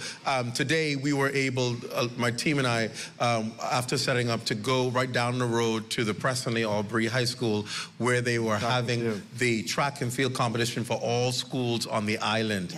And we went there and just to get some video for our sports department, but they were like, let's go now. I said, no, we stay in. And we stayed for about a couple hours out there just watching the amazing talent. I could not leave when I saw the talent of young Eleutherans. And they were amazing, running the relays, running the 400. I could not believe the amount of talent. What got me is that these young kids are running so fast and risking their health on a field that's not even a real track. It's rock. And we should be beyond that in the Bahamas in the 21st century. Now, I heard that Bahamas Striping is going to do some work to help resurface that and make it better. And that's what good corporate citizens do. And I thank goodness for that Bahamian company. Because there's a lot of foreign companies in this country making millions, and we still have needs for our young people. And that's why I've said before, over and over on this show, and I can say it again, every heads of agreement that's signed for people to make millions in this country ought to be tied to a youth program, ought to be tied to a family island, where they are required every year to take at least 1% of what they invest and put it back in the people of the country that they can make millions from. We should not be lacking anything in this country. And we have to ensure that we make it mandatory that when you come to our country to benefit from it, the people here benefit from you coming to benefit from the country. And we have to do better. They should not be running on that kind of field. And with all that talent and all of that great sports today that we saw, they were in great spirits. And you're going to see it over the next couple of days on ZNS. I told them we got to keep showing the good young people that are doing great things in our country, not just the bad set. And so hats off to the people of Eleuthera for what they've been doing. All right, right now I'm going to invite to the microphone people who want to donate $1 million or more dollars. Oh, there we have Eric Carey's at the microphone. But no, we want to get questions from the floor for our panelists. And Mr. Carey, feel free, go ahead. Good evening, Clint. Welcome to South Eleuthera. Thank you. Sam, Minister, panelists, welcome. I certainly have, I've returned to Eleuthera. I left here 50 years ago. And I always had as a dream to come back to Eleuthera if God gave me health and strength. And I'm really encouraged by a lot of what's happening on Eleuthera. Minister, I certainly would echo and endorse what Clint has said about your commitment to Eleuthera, your constituents. And indeed, I think you should write a playbook for members of parliament, especially Family Island members of parliament. So there is a lot going on. Specifically, Sam, I run into a lot of young people who have ideas, and I'm just wondering, and the minister mentioned bring your business plan, but a lot of people, one, don't really know what a business, well, they know what a business plan is, but don't know how to do it. Right. And maybe perhaps Tommy and the chamber have some initiatives, but I'm wondering whether as a part of a precursor to people looking to take advantage of these opportunities, whether SBDC does assist people with ideas to help formulate business plans so they could take advantage of some of those opportunities. On this island, I think there are lots of opportunities, certainly from that I'm most known for, nature-based tourism. Yes. Certainly fly fishing, good to see you here, sir. But there are lots of opportunities around nature, culture, and history on this island. And a lot of people have asked me for my assistance. I'm not an expert in business. So I'm glad you're here tonight, and I'd love to hear more about what are the opportunities to help, especially young people, take those ideas from out their head onto paper so they could help, so they could start to access some of the opportunities that SBDC could provide. Thank you. So thank you so much for that question, Eric.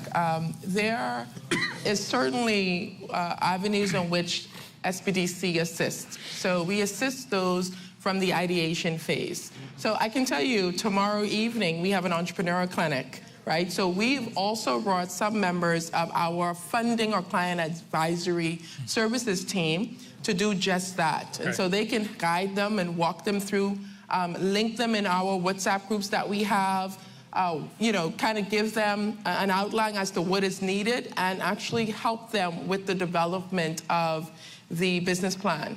And so tomorrow we have an entrepreneurial clinic. It's going to be at the One Eleuthera Foundation at 6 p.m. So here, right on the island of Eleuthera, by all means, join us. Thank you very much. Yes. If I can touch on that. Please do. Because you mentioned in my intro that I'm managing director of Central Andrew Shipping Limited. That company was funded through the SBDC as well, right? I think at the time, maybe still is their biggest funded project. No. Okay. You've exceeded that. Excellent. Well, that's good news, yes, right? But so I approached the SBDC almost 3 years ago.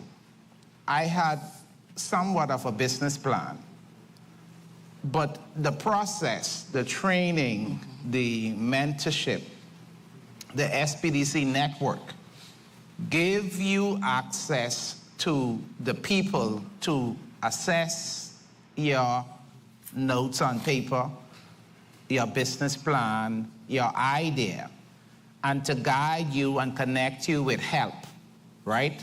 Okay, we have a team here that works on business plan.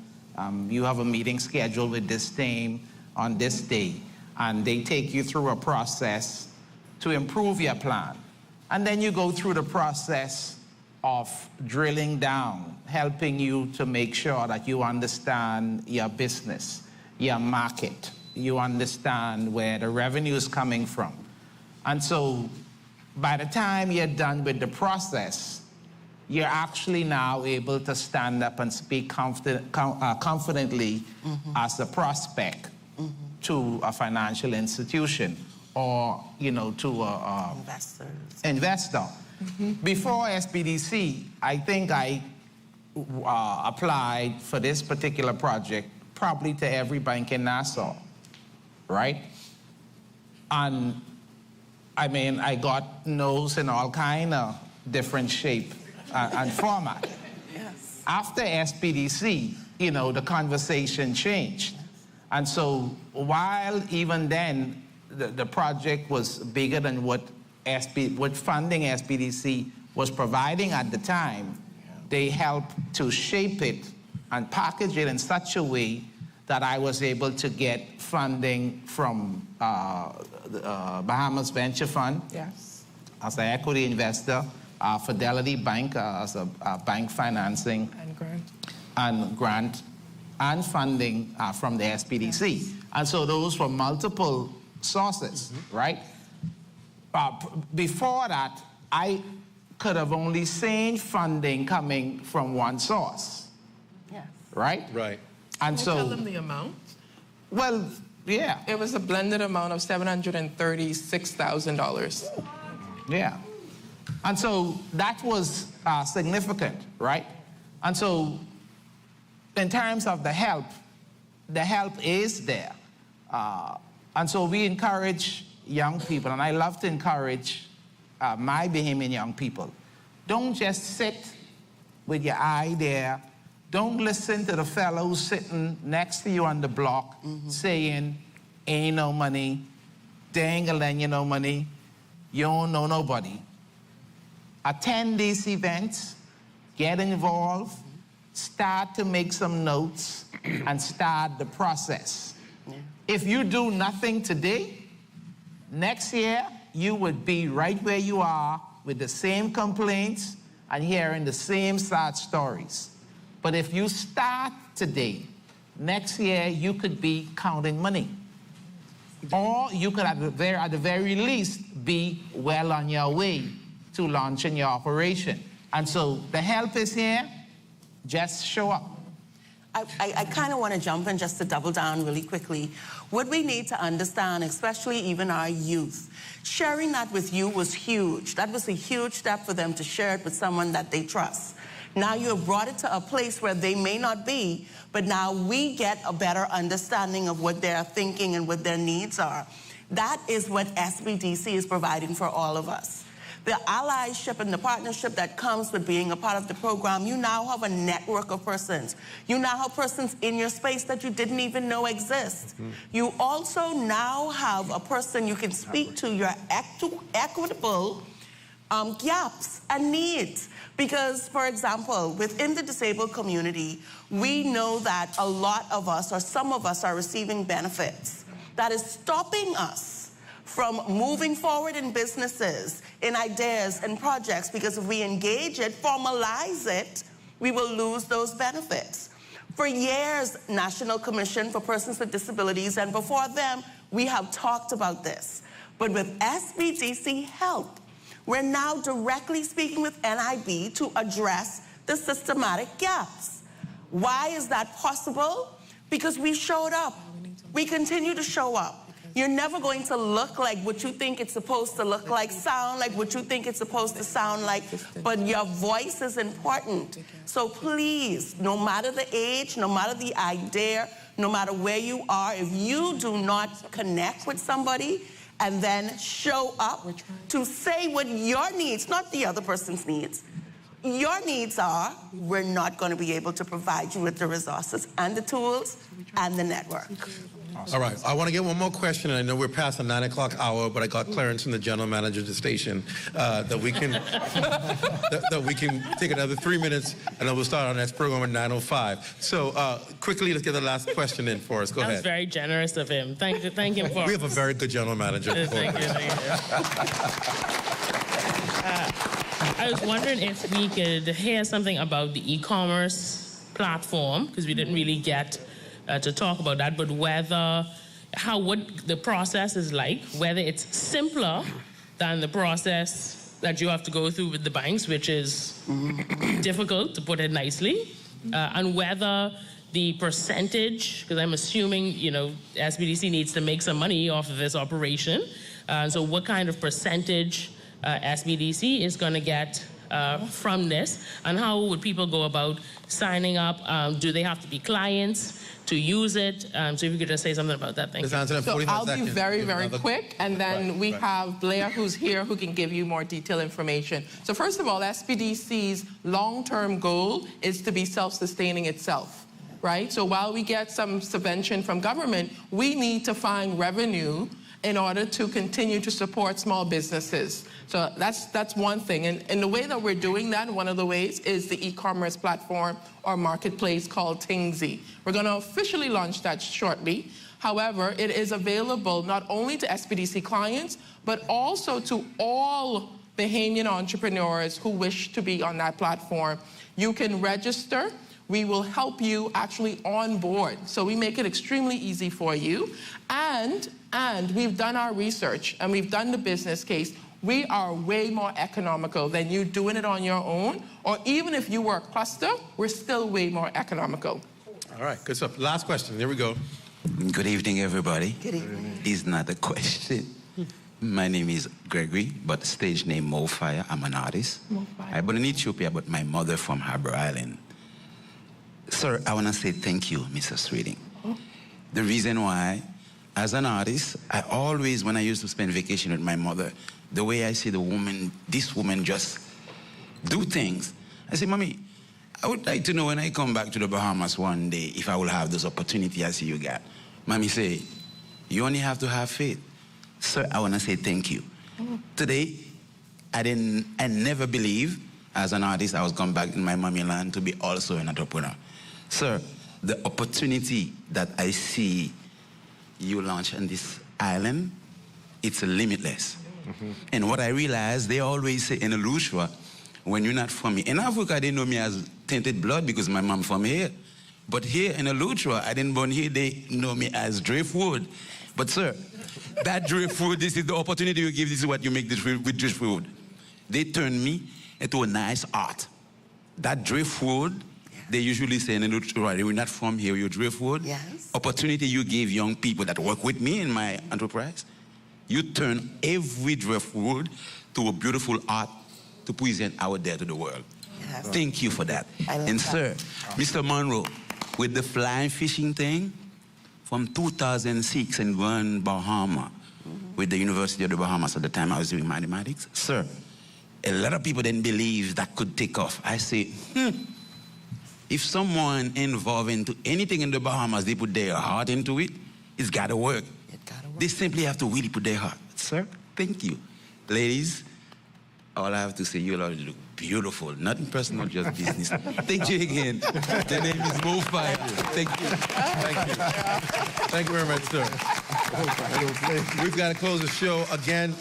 SBDC is here on the island for the remainder of the week. Yes. There is a workshop tomorrow. Tell them something I can get it wrong, so you tell them. So we have an entrepreneurial clinic at the Eleuthera Foundation, one Eleuthera Foundation, starting at 6 p.m. However, we also have a 2-day entrepreneurial workshop in partnership with Disney on Friday, as well as Saturday, an expo. So there's a forum and expo right here at the Eleuthera Chamber of Commerce, and the expo on Friday starts at 10 a.m.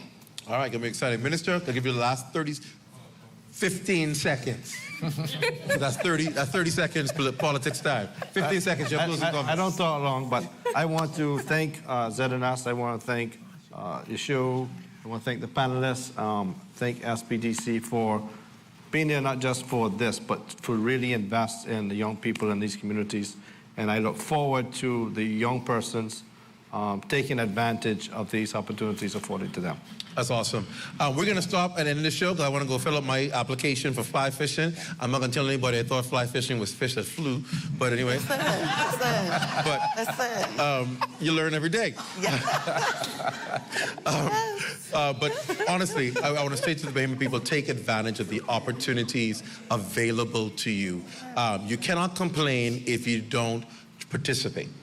You gotta participate and be a part of the game so that you can be a part. Thanks to all of you who are joining us online. That is it for the rundown, coming to you live from Rock Sound in Luther. Of course, we want to remind all of you to stay tuned to the ZNS Network, 11 o'clock tonight, the last news of the evening, the Bahamas tonight at 11 with Royston Jones. And of course, Royston, I would assume, is in their studio getting prepared for the 11 o'clock news. Thank you all for joining us from Rock Sound in Luther. I'm Clint Watson on behalf of all of us.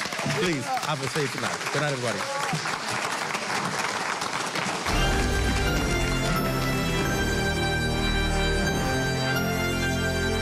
3 years of banking, I've decided to take a leap of faith. I moved from banking into an untapped industry, which is manufacturing in the Bahamas. And now we are standing on 3 acres of land on which we're going to be putting the Bahamas' first end-to-end plastic recycling company, Eden Recycling and Manufacturing Company Limited.